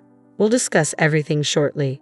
With that, I was ushered into a meeting room and sat down. Let's first discuss your request, he began. Yes, I nodded. This was a private investigation agency. I have requested a background check on George. The subject, George Brown, was definitely in the wrong. We have secured photos and videos. Would you like to see them? Yes, please. The investigator pulled out a laptop, inserted a USB drive, and started playing a video. In it, 2 people were walking playfully, arm in arm, before entering the hotel. The date and time of the video were from a Saturday afternoon 2 weeks ago. There were also photos of them kissing, embracing, and more. Thank you. This is enough. I then received the documents and left the office. Honestly, I knew about the affair, but seeing it so blatantly presented was hard. I contacted my friends Megan and Jane and arranged to meet at a pub. I secured a private room, showed them the documents I received earlier, and we started our analysis. Oh man, this is clear-cut evidence, Megan said. This one's quite something too, Jane added. I have lost all sympathy. I'll bring him down completely. With that, I took a big gulp of my beer. Hey Amy, could you lend me these? Jane asked. Huh? What for, Jane? I was already planning to make a slideshow of the bride and groom, so it would be easy to include these. Okay, all that's left is to get ready for the big day. With that, Megan raised her beer mug and gave me a toast. To us. Let's give it our all. I was so touched that everyone was going all out for me that I felt like crying, but I held it back, and so the big day finally arrived. The day of the wedding was hectic, busy to say the least. Upon arriving at the wedding venue, I was immediately ushered into makeup, wardrobe, and other preparations. Regardless of my state of mind, everything moved along as planned. When I saw myself in the mirror donning the white wedding gown, I was brought to tears. Despite this being the very image I had once dreamed of, I never thought I'd be wearing it with this feeling. Noticing my tears, my mother gently said, "Oh dear, the bride shouldn't be crying already," as she wiped my tears away. I'm sorry, Mother, but these weren't tears of joy. The ceremony ended, and the reception began. Just before making my entrance, I caught sight of Jane, who gave me a comforting smile. George was cheerful and smiling right from the start, while I could only manage an awkward smile. The reception proceeded without a hitch as planned. Then came the moment for the bride's farewell letter to her family. The hall darkened, and a spotlight fell only on me and my parents at the head table. I was handed a microphone, but instead of reading my letter, I turned to face the crowd and began to speak softly. Everyone here today, thank you very much for joining us. Normally, at this point, I should be saying goodbye to my parents and expressing my gratitude for marrying the man I love, but a stunned silence swept through the crowd as I broke from tradition. Jane, off to the side of the stage, gave me an encouraging thumbs up. The real bride is not me, I declared, causing an immediate stir among the guests. The real bride is Grace Davis, a junior from George's college years. George has admitted that it's not me but her who he truly loves. I have evidence. After speaking, the spotlight shone on one person in the crowd, and there was Grace bathed in light. Lively music started playing, and a slideshow began. Images of them holding hands, kissing, and even entering a hotel were displayed one after another. Then the music stopped and a video of their conversation played at a loud volume. The hall was in an uproar. "What's going on here? George, you owe us an explanation." Amidst the flying shouts, I handed the microphone to a pale-faced George and bowed to his parents before stepping off the stage. Megan and Jane, who had rushed over, practically dragged me away from the venue. Behind me, the situation had become an unmanageable uproar. Still in my dress, I felt a mix of relief and triumph. Jane led me to an unused green room where Megan brought my belongings and clothes. I quickly changed before leaving the wedding venue. Megan drove me home, and I was finally able to catch my breath. "We did it," she said. "Yeah, we sure did." Despite the commotion, I felt oddly exhilarated after spilling the beans at the wedding. I packed my bags and returned home. My parents scolded me when they got back, but since George was the cause of the issue, it wasn't too severe. My father took care of the aftermath. The wedding was almost over but was called off, so there were issues like returning the gifts. People understood the situation, so everything went smoothly without any significant problems. The one who had a hard time was George. His infidelity got exposed, and the wedding became a mess. As a result, his parents had to bear the entire cost. On top of that, George's boss was present, so the whole company found out about his affair. It was also discovered that George had been contacting Grace during work hours using the office email, leading to his demotion. He didn't lose his job, but the office atmosphere became unbearable, so he soon quit. As for Grace, she didn't end up with George. After causing all that commotion, it broke up.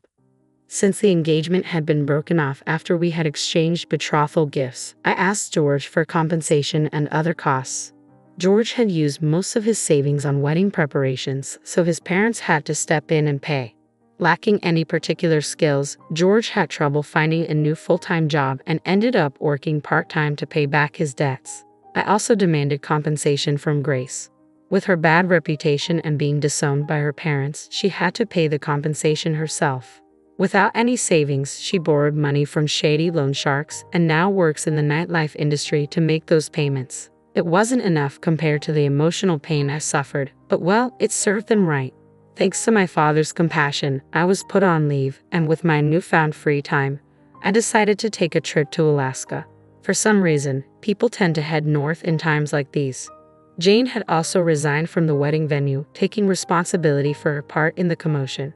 Feeling a bit guilty, I invited her to join me on the trip to Alaska. With the damages I received from George, I covered the expenses. We used a ferry for a round trip as we went by car. On the return ferry, we hit it off with two guys who were bikers. We exchanged contact information and decided to meet up again in New York. The two guys who worked at the same company said they go on a road trip to Alaska on their motorcycles every year. When I got back to New York and told Megan about this, she got upset that I didn't invite her. So, it was decided that we would add one more person and organize a 3-on-3 mixer, including Jane. Even though a lot has happened, I've regained my spirit. Life throws curveballs, but I thought, well, such things happen. And with that, I decided to walk firmly towards the future. You quit your job. Does that mean you're leaving me? No, that's not what I meant. Becoming independent is just a career shift for me. It doesn't mean there's no income. You're going independent. Are you serious? That won't work. Well, if you feel that way, maybe it's time for us to go our separate ways. Wait, are you talking about divorce? I can't support someone who isn't working. My name is Lisa. I'm 40 years old, balancing work and raising my child. I took time off when my daughter was born, but when she started elementary school, I was fortunate to be rehired by my previous employer. I primarily work from home now. With my daughter in 6th grade and my life more settled, I believe it's time for me to explore new opportunities at work. My husband is 40 just like me. When we first got married, he was a salesman with a promising future. Confident in his abilities, he switched jobs 3 years ago, hoping for a better salary. However, The outcome was the exact opposite. His new salary is lower, his benefits are worse, and he now works overtime every day. My family runs a farm in the countryside. Since she was young, my daughter has enjoyed spending time there, helping out in the fields whenever she visits. My parents love working alongside their grandchildren and have always been dedicated to involving her in farm work. Despite this, my husband despises the countryside and refuses to visit my parents' house with me for any reason. I'm heading back to my parents' house for a week. What about you? I've got work, so I won't be joining you. I'm tied up with a project that's nearing completion. Got it. I always knew my husband wouldn't be coming along, but it's important to ask anyway. Even if you're aware he won't be there, it's part of being a family. When my daughter and I are away at my parents' house, he calls me every day. While it's fine if he's calling out of concern or affection, his calls often revolve around trivial matters. What should I have for dinner today? How about the leftovers in the fridge? I'm not really in the mood for that. Then why not cook something yourself? Why should I? I'm exhausted. I know you've had a long day. By the way, where are my change of clothes? They're folded in your usual drawer. Whoa, what's with these corners folded like this? Well, if you're not going to take care of it, then you're on your own. My husband has been like this the entire time I've been at my parents' house. I mostly ignored his calls and messages. He's never happy when my daughter and I visit my parents. Every time we return home, the place is a mess with garbage everywhere. Mom, when we visit Grandpa's house, he always leaves the room in such a state. Yeah, he does. Why do you always end up cleaning up after him? Mom, he's the one making the mess, right? Shouldn't he clean up after himself? Absolutely. My daughter is just as frustrated with my husband's attitude as I am. Even though we enjoy our time at Grandpa's house, I dread coming home to a messy place. Yeah, Mom doesn't like it either. Hey, can we leave Grandpa's house soon? I feel bad for Grandpa and Grandma. They work so hard in the fields. I wish I could help them more. Thank you. Grandpa and Grandma would really appreciate that. My daughter's kindness is a stark contrast to my husband's selfishness. I'm growing increasingly tired of his childish behavior. After a long vacation, I returned to the office to discuss my health, annual assessments, and future goals. My daughter's suggestions inspired me to present a proposal to the president. Why don't we use our program to integrate more IT into agriculture? Well, that's a concept other companies have been exploring for quite some time. That's true. It's a field that's been established abroad for decades. Japanese companies have been developing new agricultural business models for the past 10 years. With the data and patterns we have, I believe we can make it work. We already have potential farmer partners who are interested in this operational model. I'd understand. In the meantime, could you submit a proposal? Sure, I'll get on it. I immediately reached out to my parents and they agreed without hesitation. My daughter's comment about her grandparents working hard and her desire to help sparked a great business opportunity. A month after submitting the proposal, my project was approved. I threw myself into the work, driven by the hope that if the project succeeded, it could benefit my aging parents. However, my husband was relentless in trying to undermine my enthusiasm. You've been acting kind of flirtatiously lately. It bothers me. Oh, really? Are you getting carried away? I'm not sure. Your face just brings me down. If it's affecting your mood, then you don't have to look at me. I understand what my husband is doing. He's trying to make me feel bad. I already feel pretty down, just as he wants. But I don't let it show on my face. I keep my tone neutral and treat him normally. He's always been this way. Whenever I start to get excited or enjoy myself, he seems determined to bring me down. I'm used to it now, so I don't let it affect me too much, but it still doesn't sit well with him. Ha, I can't just avoid you. We live together. That's not true. You can just stay in your room. I'm perfectly capable of handling my job and taking care of my daughter on my own. If you took better care of yourself, we might avoid these confrontations. That's not what I meant. My husband is yelling at me and it's really upsetting. I want to get a divorce, but I'm unsure how to explain it to my daughter. I'm struggling to make a decision, and since I don't react to his outbursts, he's now criticizing the farmers. Maybe your difficulty in understanding his underlying intentions is because you grew up on a farm. He really is acting like a child. I try to stay calm, but his comments about my parents really get to me. This time though, I'm the one maintaining my composure. For the first time, a project I proposed has been accepted and I'm so motivated that my husband's irritation doesn't bother me much. So you're saying you can't do your job because you grew up in the city? That's crossing the line. That's exactly what I'm going to tell you. Stop being a jerk. No, you were the one who started this. We've been arguing a lot lately. He used to be a nice guy, but he changed just before he switched jobs. My husband and I were already struggling to get along, but my work was going great. A few months later, I decided to resign from the company after discussing it with them and citing a licensing agreement. I chose to become independent. I had informed my husband about this decision in advance, but he clearly didn't pay attention. As soon as I resigned, he told me he wanted a divorce. You quit your job. Does that mean you expect me to support you? No, that's not it. Becoming independent is just like changing careers. It doesn't mean there won't be any income. You're going independent? Are you serious? That's not going to work. Well, if you feel that way, maybe you should go independent for me too. Wait, are you talking about divorce?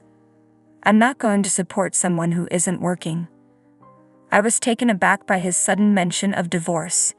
It left me speechless because my thoughts were focused on our daughter. Mom, get a divorce. My daughter, who should have been asleep, burst into the living room. My husband looked momentarily taken aback. I'm only making a clear choice. It's your fault for saying you're quitting your job. My husband, standing in front of our daughter, is trying to shift the blame. But my daughter only sees me, and my husband's behavior has been out of touch from the start. Are you sure about this? Yes, I want you to get a divorce. I don't like him. He always says hurtful things to you. Mom, don't say you're staying together just for me. I want you to get a divorce right now. All right, if that's what you want, let's go live with Grandpa and Grandma. Thank you. But you'll need to switch schools. Are you okay with that? Yeah, I'm totally fine with it. Great. Let's go. You don't have to talk to Dad anymore, right? Yeah, I suppose. Well, I guess that's it for now. We can work out the details later. Hey. Oh God, what now? It's not my fault, you know. All right, we'll discuss this later. I just hope you can build a future we won't regret. Huh. I'm not doing that. I'll be free once you're out of my life.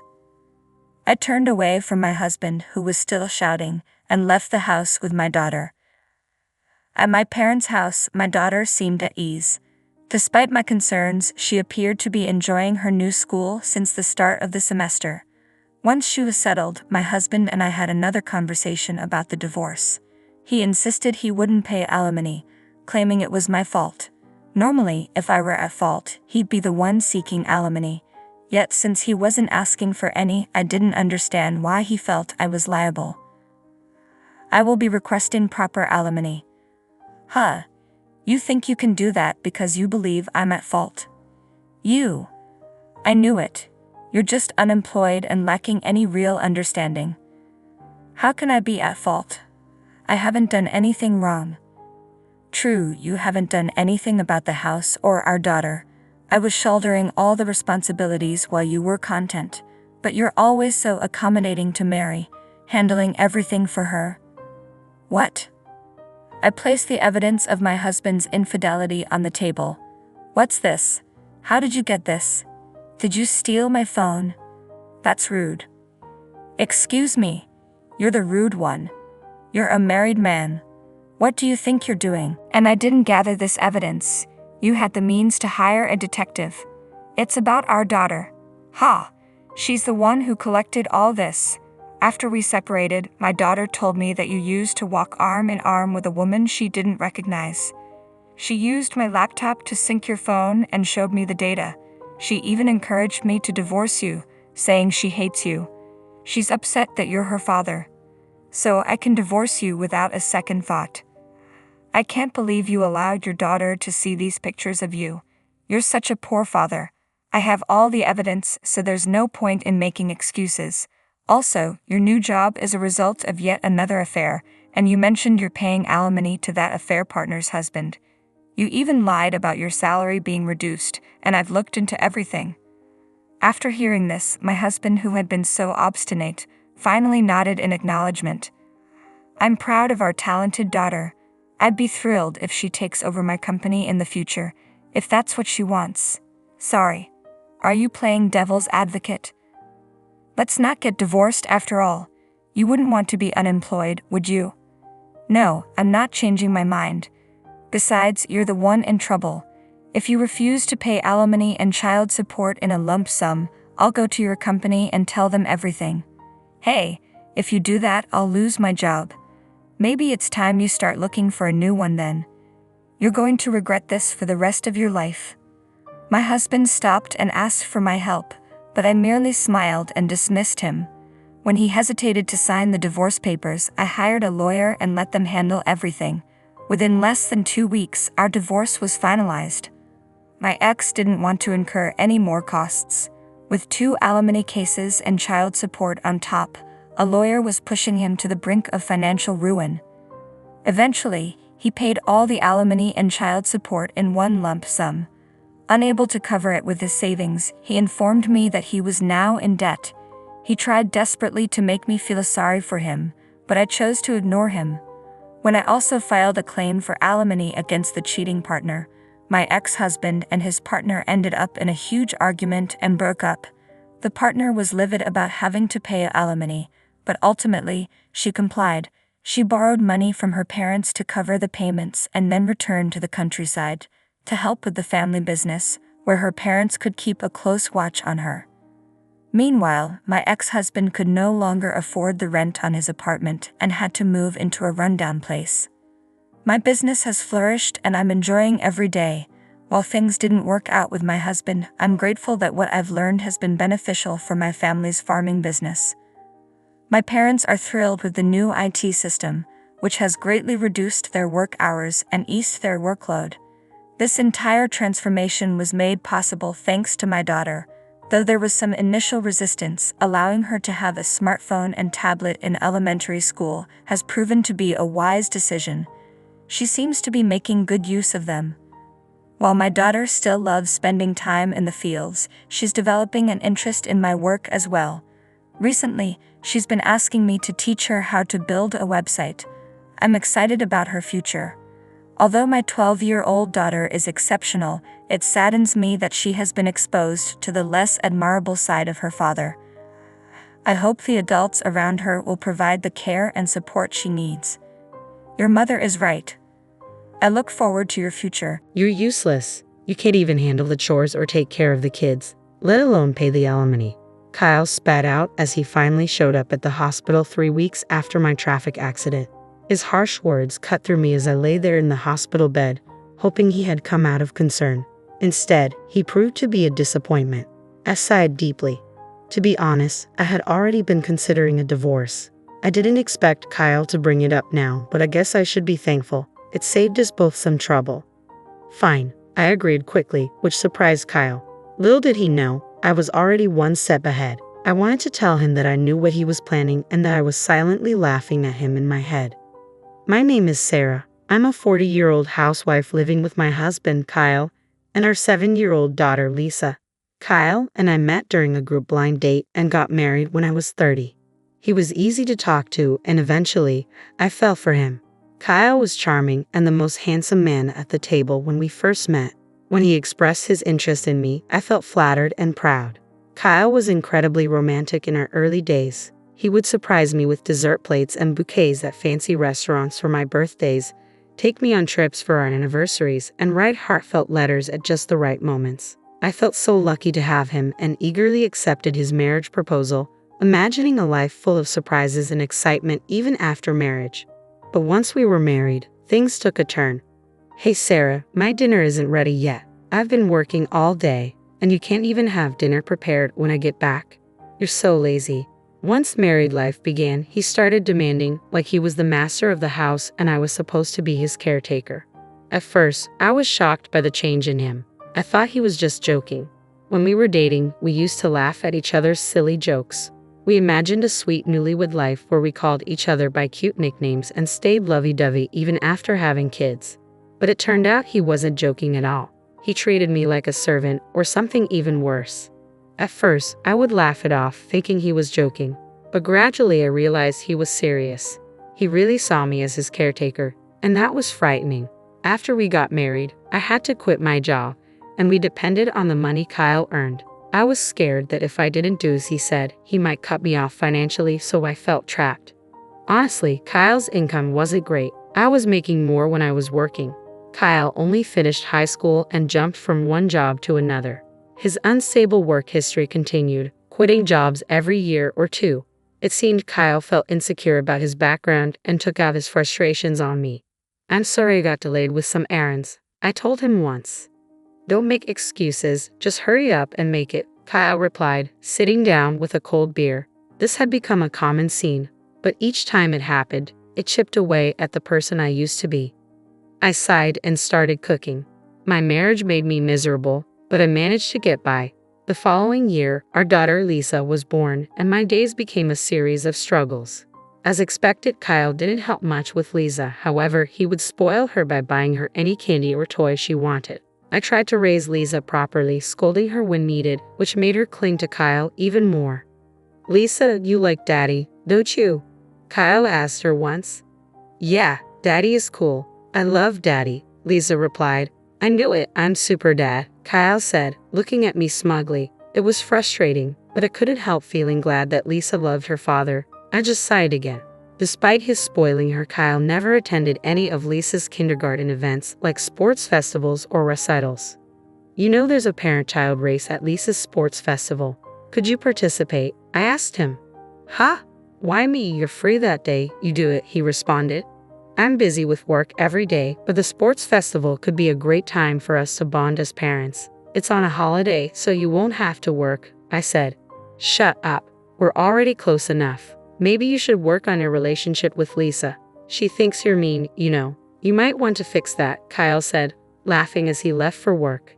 He called himself Super Dad, yet he never showed up to school events. I was worried that Kyle's habit of being easy on himself but hard on others might influence Lisa. He continued to leave all the housework and childcare to me and was lazy at home. Now Lisa is 5 years old and ready to start elementary school, but Kyle was still jumping from job to job. He had just quit his factory job last month and moved to a food and beverage company. "I'll be working weekends at my new job since it's in the food industry," he said. "Looks like we'll hardly see each other then," I replied. "Can't be helped, it's work," he said.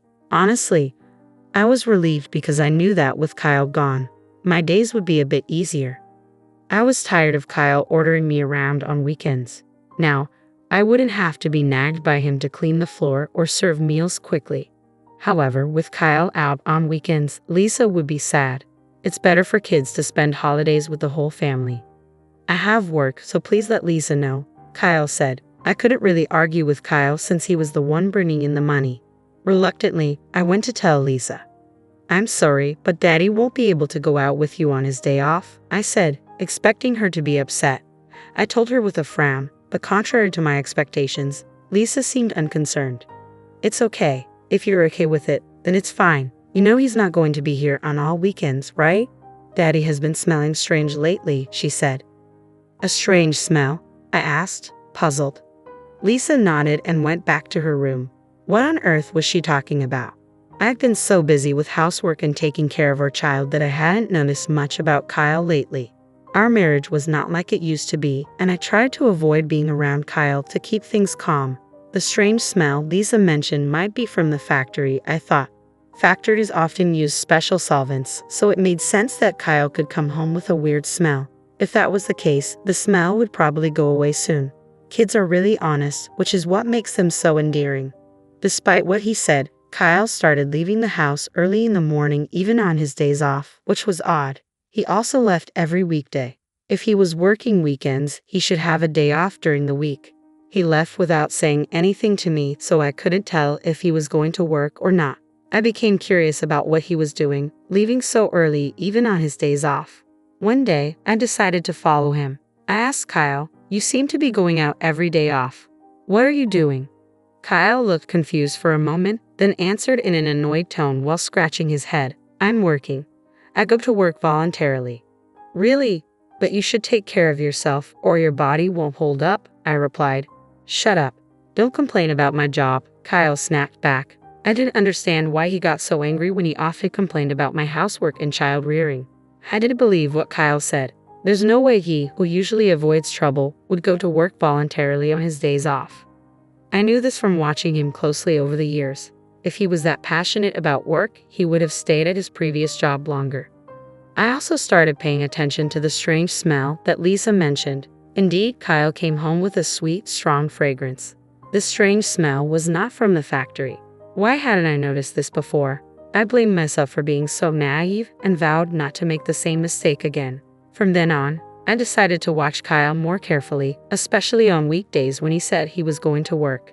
He seemed to wake up an hour earlier than usual and took extra care grooming himself.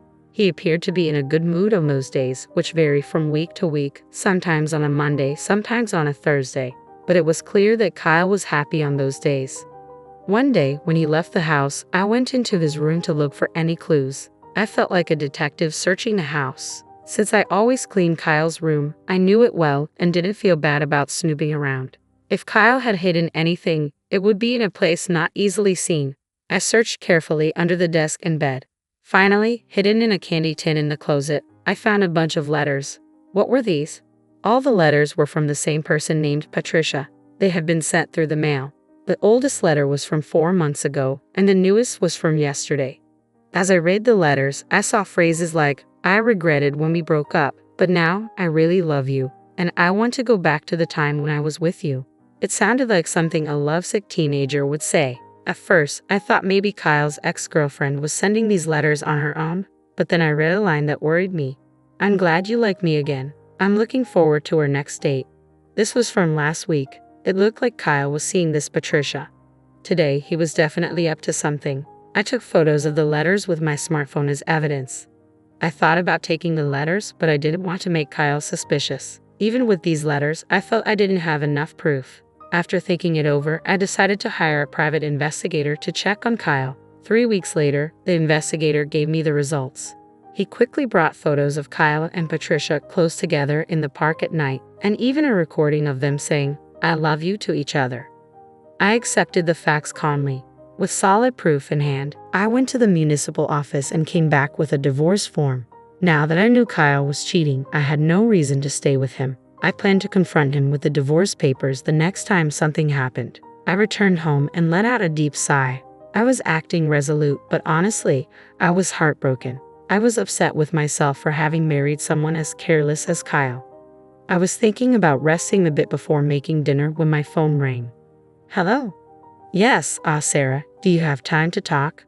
"Yes, what's going on?" I was surprised to get a call from my father. He usually doesn't call me. "Actually, your mother and I were talking yesterday, and we're thinking about transferring our assets to you soon." "Huh? What happened?" My father ran a company that sold imported goods to Japanese corporations. I was the daughter of a big company president, but I never told Kyle about this. I thought it would make me sound boastful, especially since Kyle jumped from one job to another. "We're getting old and thinking about retiring. We thought about keeping the company going but didn't want to push it onto you, our only daughter, so we've decided to step back."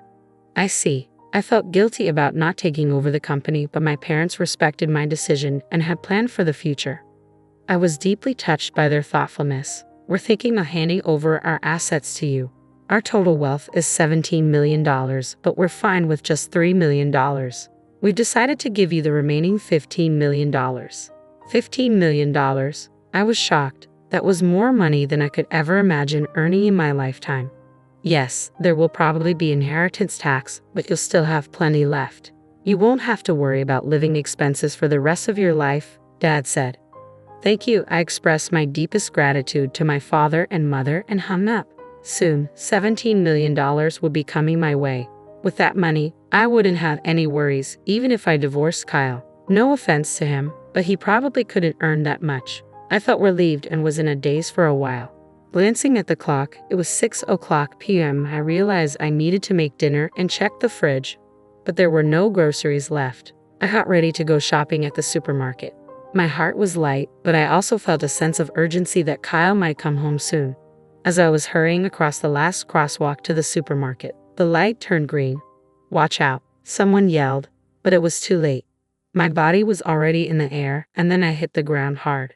The sharp pain shot through my head, and without understanding what had happened, I lost consciousness. When I woke up, I was lying on a hospital bed. The first thing I saw when I opened my eyes were my parents and Lisa. Sarah, thank goodness, Mom said. Lisa was crying next to me. I gently stroked her head. You were hit by a car and broke both legs. They say it will take 5 months to fully recover.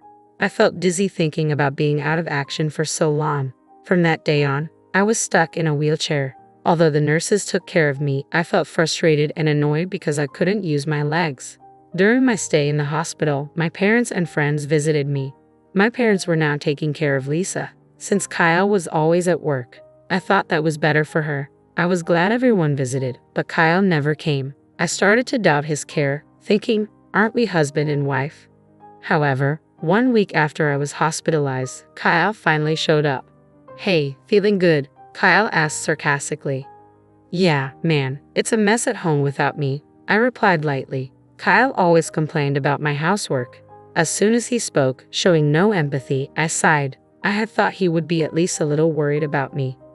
What can I do? I was in a car accident. I snapped back when Kyle looked at me with disdain and said, You're useless if you can't do housework or take care of the child.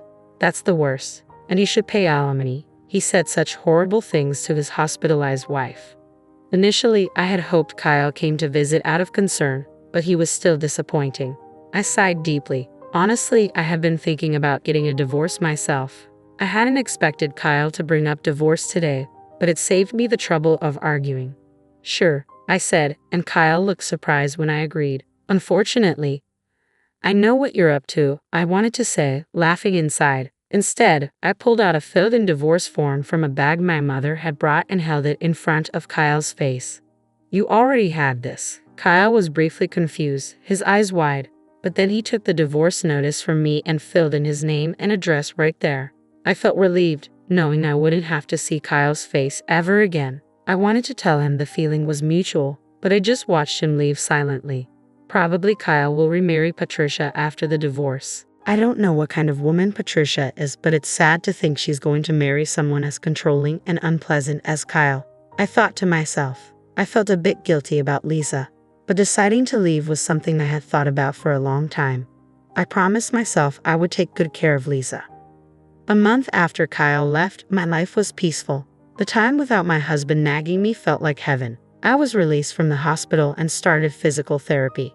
I decided to stay at my parents' house until my leg healed. My parents were angry at Kyle when they learned about the divorce, but they stopped pressing the issue when I told them I wanted to forget about him. Lisa doesn't seem lonely even without her father around and is going to elementary school happily, I observed. In the end, Lisa also noticed Kyle's domineering behavior and probably didn't see him as a father anymore. I was convinced that divorcing Kyle was the right decision, but one afternoon I got a call on my mobile phone. I ignored it when I saw Kyle's name, but the phone kept ringing nonstop. Eventually, I answered the call. Hey Sarah, when are you coming back? Kyle's words made no sense to me, and he sounded like he was about to start yelling.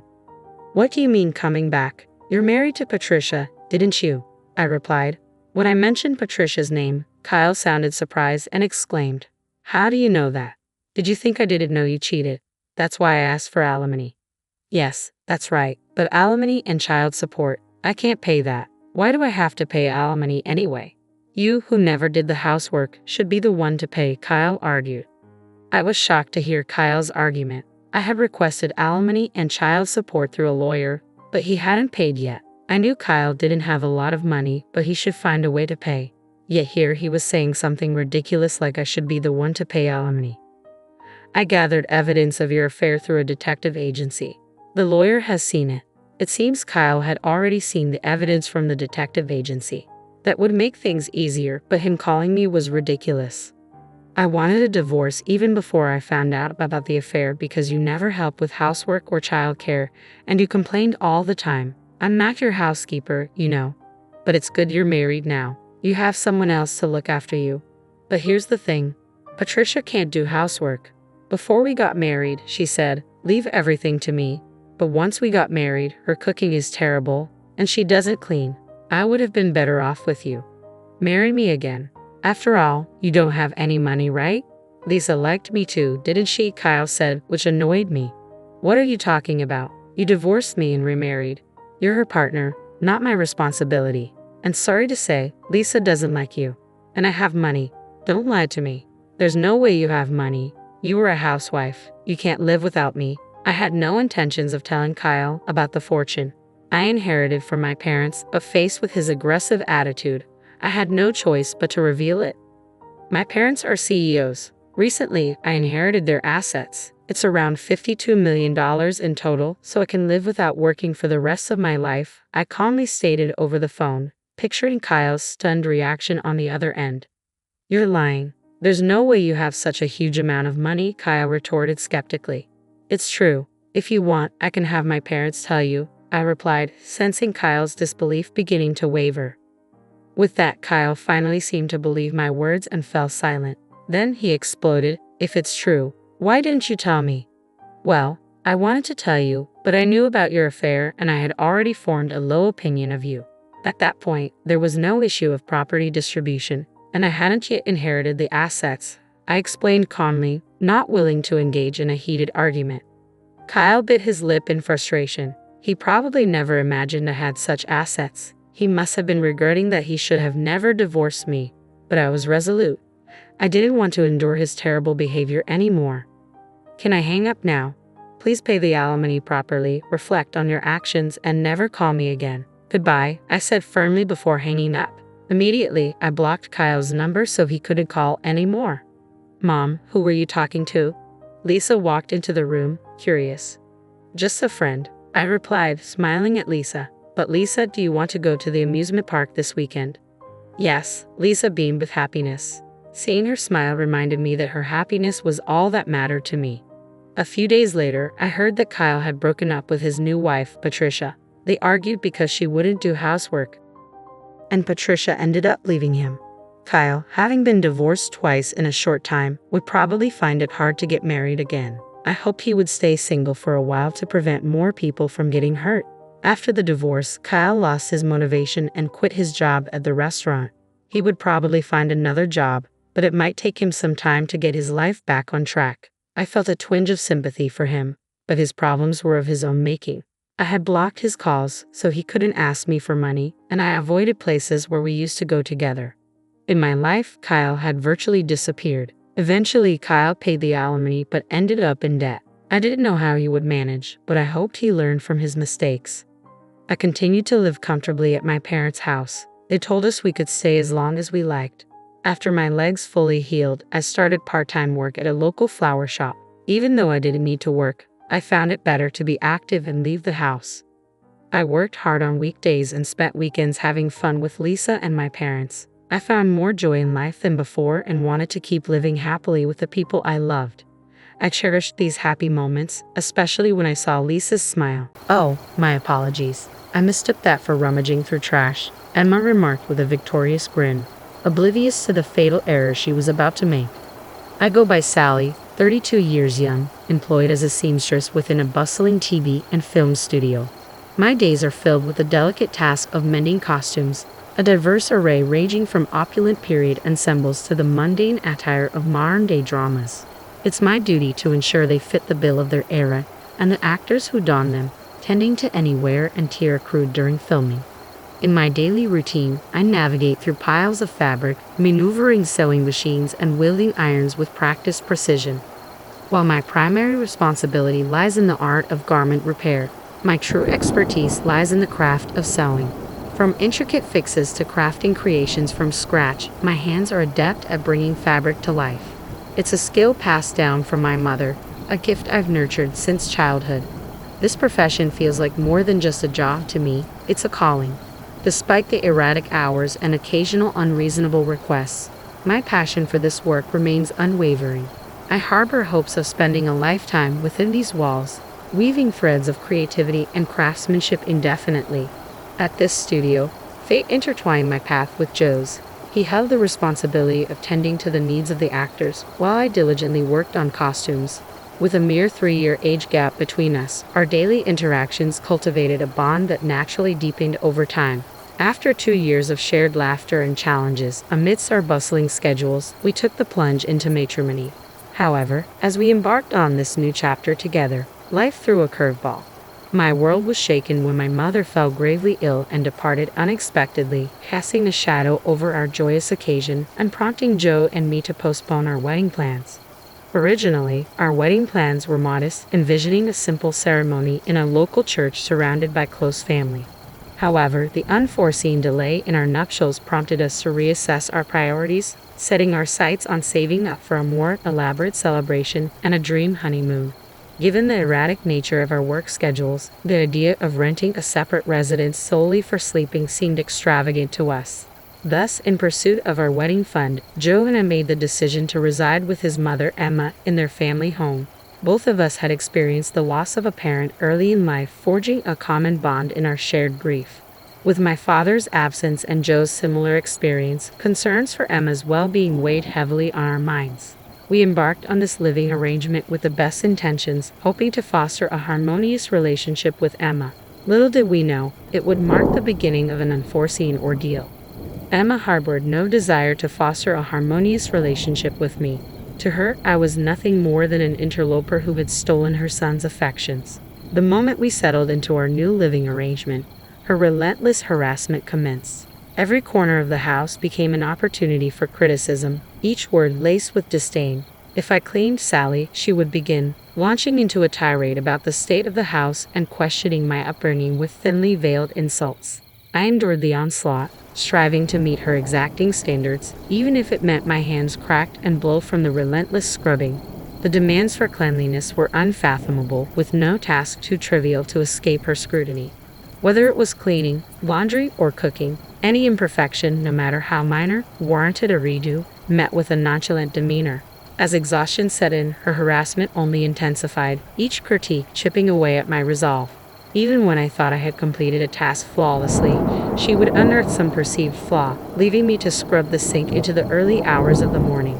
It became evident that she found fault in everything about me, her disapproval casting a shadow over every aspect of our shared existence.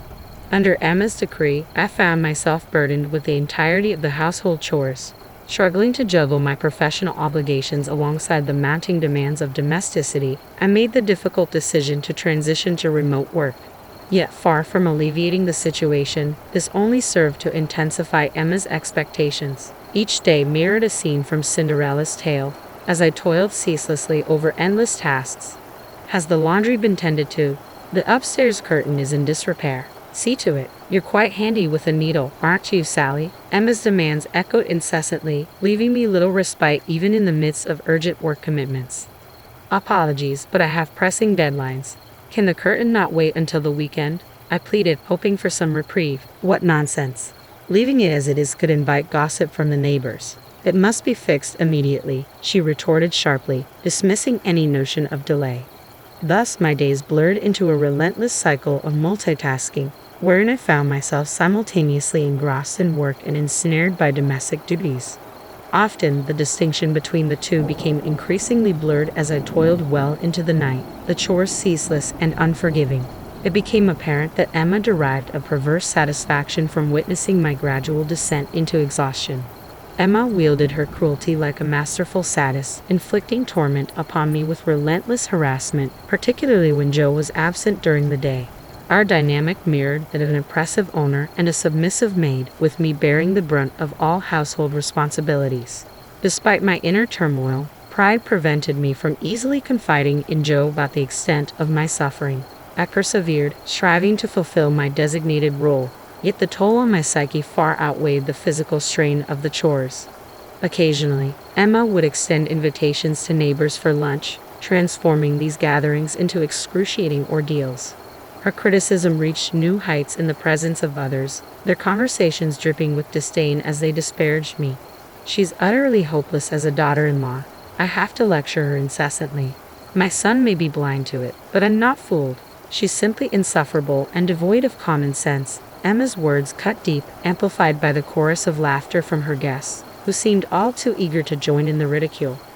As I labored through the tasks, their harsh judgments lingered like a heavy weight upon my heart, chipping away at my resilience. Each day felt like a battle against my own sanity, the relentless onslaught of criticism pushing me to the brink. If this continued unabated, I feared I might lose myself entirely to the suffocating grip of despair. But the challenges didn't end with Emma's relentless torment. There was also Joe's older sister, Sarah, aged 38. Sarah resided in a nearby town with her boyfriend, and if I were to sum her up in a single word, it would be stingy. Almost daily, she'd make her way to our house for lunch, likely aiming to save a few pennies. The most frustrating aspect was her habit of dropping by unannounced. Without prior warning, I couldn't prepare her portion of the meal, leaving me scrambling to accommodate her unexpected presence. She'd nonchalantly devour my food and depart without a second thought. For Sarah, possession was synonymous with entitlement. Everything in her possession was hers by default, extending even to items within her parents' home. Just what I needed. I was running low on tissues. I'll take these, she'd declare, helping herself to whatever caught her eye, regardless of its ownership. But Sarah, I purchased those for Emma. I'd protest, only to be met with a withering glare. What's the issue? You're always at home, aren't you? Just buy more, she'd dismiss, echoing her mother's callous disregard for boundaries. It's a marvel how Joe managed to emerge from such a family with his character intact.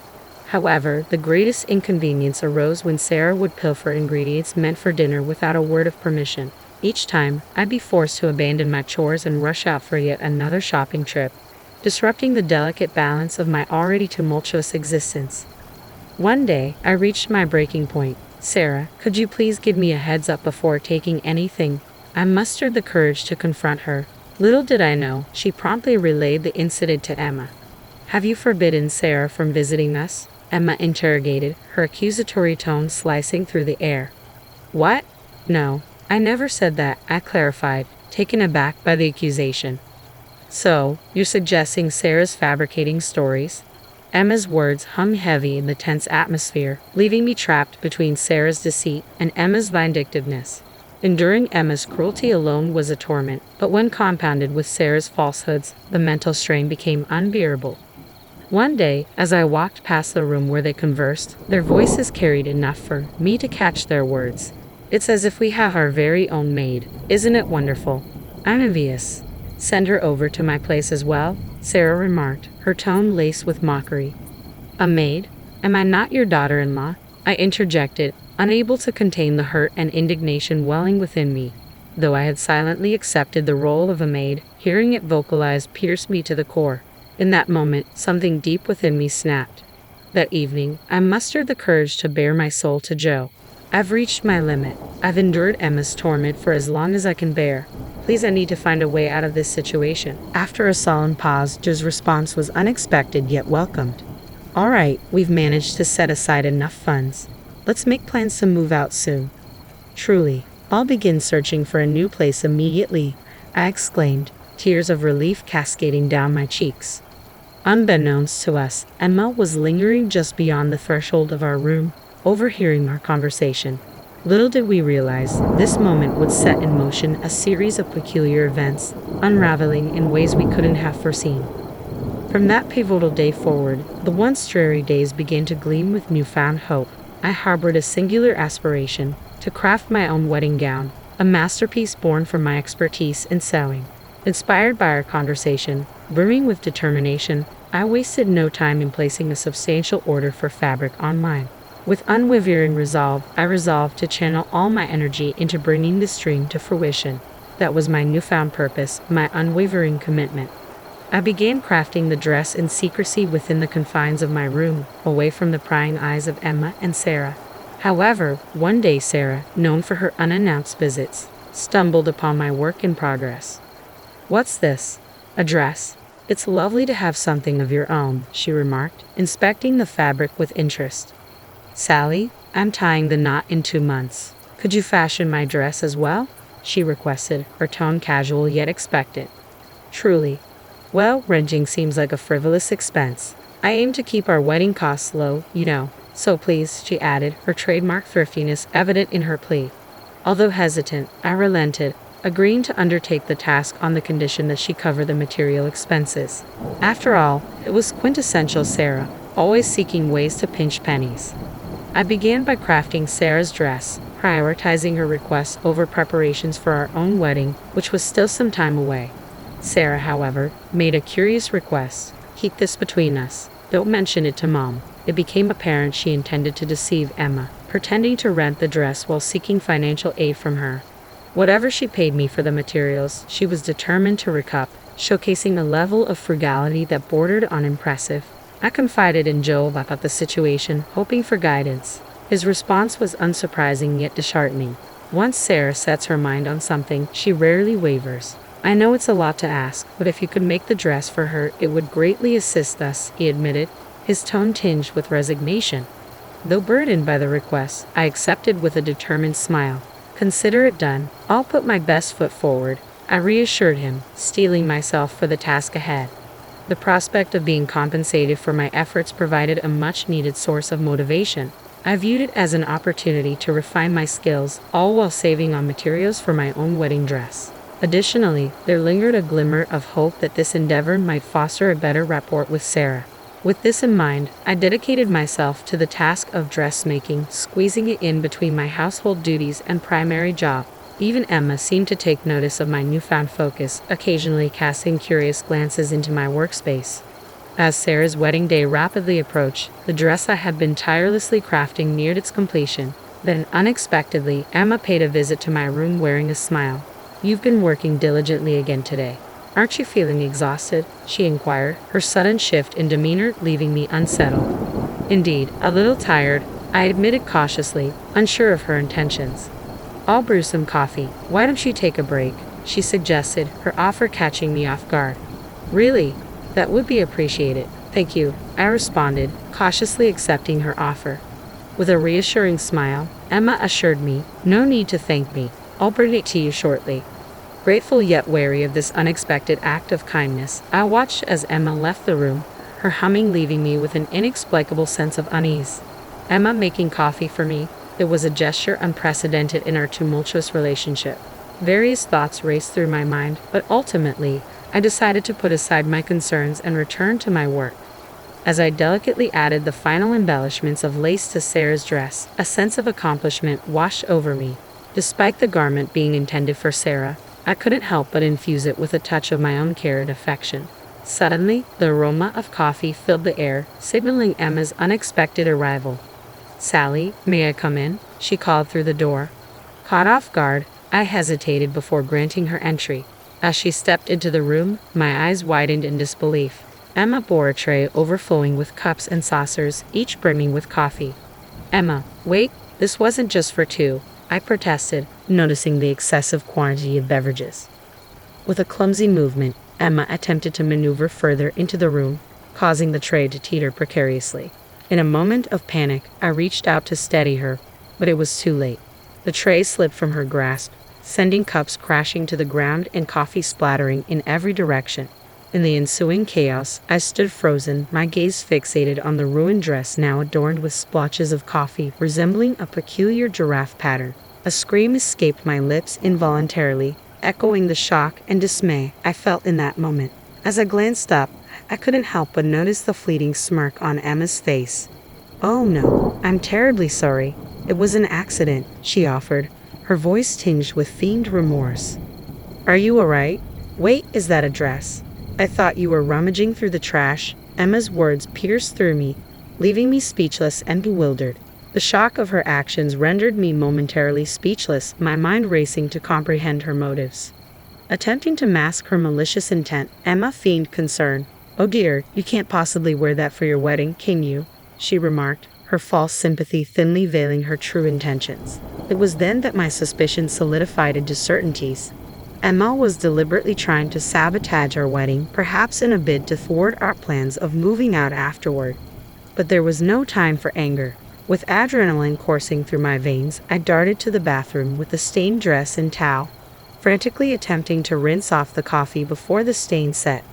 Emma's presence loomed in the doorway, her malicious grin fueling my determination to salvage the garment. "Need any assistance?" she offered with a sickening sweetness. "No, I'm perfectly capable," I retorted tersely, my voice tinged with a cold fury born of anger and panic. Just then, Sarah materialized behind Emma, her voice cutting through the tension like a knife. "What's going on? Are you tormenting Sally again?" Sarah's words hung in the air, a stark contrast to Emma's deceitful facade. "No, it's just an unfortunate accident. I accidentally spilled coffee on her dress," Emma replied smoothly, her tone dripping with insincerity. Emma's words dripped with apparent enjoyment, sending a chill down my spine. This was already a dire situation, but what followed was unexpected. "What? Are you serious? That's my dress." Sarah's voice rang out, incredulous and bewildered. Emma stood dumbfounded, her expression a mix of shock and disbelief. "Yours, Sarah? What do you mean? I had her make my dress. What am I going to do?" "My wedding is in 2 weeks," she exclaimed, panic seeping into her voice in a way I had never witnessed before. As I continued to scrub the dress, their frantic exchange unfolding before me, a realization dawned upon me. I had never disclosed to anyone that I was making the dress for Sarah. Emma's assumption that it was intended for me suddenly made sense. She wouldn't have purposely spilled coffee otherwise. If she had known it was for Sarah, there would be no motive for her to ruin it.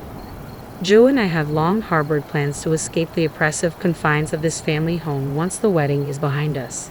In Emma's eyes, I've forever been the interloper, the thief cat who dared to snatch away her beloved son. The idea of her son being whisked away by someone she deems a mere maid is unbearable to her. In her mind, sabotaging our wedding seemed like a desperate attempt to anchor her son to home. Such petty and vindictive thoughts birthed her bizarre actions. Sarah's fury erupted like a storm, her accusatory words aimed squarely at Emma. "How could you? Everything is ruined. I can't believe my own mother would sabotage my wedding. I'm truly sorry, Sarah. Please find it in your heart to forgive me. I had no idea it was your dress. You don't think I would intentionally do such a thing, do you?" Emma's voice quivered with genuine remorse as she finally revealed her true feelings. As the heated exchange unfolded, I focused intently on washing the dress, feigning obliviousness to their confrontation. Suddenly, a man's voice cut through the tension, causing everyone to turn in unison. "Oh, Joe, when did you arrive?" Sarah exclaimed, startled by her brother's sudden appearance. "So, that's what happened, Mom," Joe stated calmly, his expression inscrutable.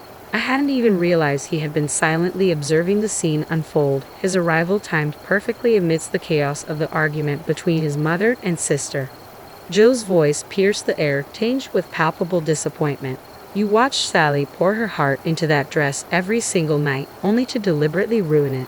That's truly despicable." "It's not what you think. This is," Emma began, attempting to defend herself, but Joe's interruption cut her off. "Don't try to make excuses." Joe's voice rose with frustration, causing Emma and Sarah to recoil in surprise. Emma, in particular, seemed stunned by her son's rare display of anger, a stark departure from his usual demeanor. Maintaining his composure, Joe continued, his tone heavy with sadness. "I'm deeply disappointed, Mom. Sally endured your mistreatment all this time, hoping that one day you might change. She did it for my sake, because you're my mother." As Joe's words resonated through the room, a surge of emotion welled within me, threatening to spill over as tears. I had once misconstrued Joe's demeanor as indecisive and overly deferential to his mother, but now I witnessed a man steadfast in his determination to defend the woman he loved. Joe's unwavering stance, though perhaps unexpected, ignited a renewed admiration within me, reigniting the flames of my affection for him. Addressing Emma with unwavering resolve, Joe pressed on. "This is where we stand, Mom. I can't simply overlook what's happened. I'm sorry, but Sally and I will be leaving this place as soon as possible. I intend to stay until the wedding for your sake, but I cannot prolong our stay any longer." Though it was just a dress this time, who's to say what the future holds? Sally could be in danger next time, and by then, it might be too late. Emma, taken aback by Joe's assertion, interjected with a vehement denial. Danger? Mom, I would never put her in danger. Joe's voice quivered with restrained anger as he confronted Emma. How could you speak so callously after destroying all of Sally's hard work? While his tone was measured, his frustration was unmistakable. This was his mother, after all, and Joe chose to express his discontent with quiet intensity rather than resorting to aggression. As Joe's words hung in the air, his expression shifted into something I had never witnessed before, an amalgamation of anger tinged with profound sorrow. It was a stark departure from the affectionate bond he shared with his mother. Emma, typically quick to retort with sharp words, stood speechless, tears streaming down her cheeks. It was a rare sight to witness Emma, usually so formidable, reduced to tears by her own son's disappointment. Sarah, too, stood in stunned silence, her gaze oscillating between Joe and Emma. The tension in the room was palpable, the weight of the moment hanging heavily upon us all. Later, Sarah made the difficult decision to cancel her wedding, realizing it was too close to the date to proceed amidst the turmoil within their family. Sarah was resigned to the fact that she wouldn't be receiving a refund. "I'm not to blame. Emma was the one who footed the bill," she reasoned, her tone resigned. In Sarah's eyes, at least she wasn't losing any money, but the situation weighed heavily on Emma. It seemed that Emma was finally beginning to grasp the gravity of her thoughtless actions, which had spiraled out of control. The shock of being reprimanded by her son had left her visibly weakened. However, the fallout extended beyond the confines of our household. Sarah's abrupt cancellation of the wedding incensed her boyfriend and his family. The strain on their relationship became untenable, ultimately leading to their breakup. Sarah placed the blame squarely on Emma for the dissolution of her relationship, and the accusations continued to echo long after. After we departed from the family home, Emma's calls occasionally came, often with a request for money. It became evident that one of her reservations about our leaving was financial. While we lived together, we contributed to household expenses, but Emma solely relied on her pension for income. It seemed her financial assistance had become a crutch for her. Each time Emma reached out, Joe stood firm in his refusal. "Mom, why not find work? There are opportunities out there. We all need to stand on our own feet. Please let us move forward independently," he urged, his words laced with a sense of responsibility. Despite Emma's pleas to avoid abandonment, Joe remained resolute. His unwavering stance seemed rooted in a deep-seated sense of duty. Eventually, Emma found employment as a janitor, a role that strangely suited her penchant for cleanliness, eliciting a hint of irony. Following her breakup and departure from her previous living arrangement, Sarah returned to reside with Emma. However, she ceased working altogether, relying solely on Emma's part-time income and pension. Upon seeing her again, I couldn't help but notice a striking change. Sarah was nearly unrecognizable, having gained a significant amount of weight. Joe and I have found solace in our new apartment, reveling in the tranquility of our newfound happiness. Gone are the days of snide remarks and sarcastic jabs. Our life together now is a blissful contrast to the dysfunction of our past in that family home. With a date set for our wedding, we've opted for an intimate ceremony, inviting only close friends and colleagues. Emma and Sarah, both grappling with their own struggles, won't be on the guest list. We've chosen to keep our celebration free from disturbances as they brought their isolation upon themselves. As preparations for the big day commence, I've begun crafting a new dress, a symbol of fresh beginnings and the beauty that awaits. This gown will be a testament to resilience far surpassing the one marred by a giraffe-like pattern.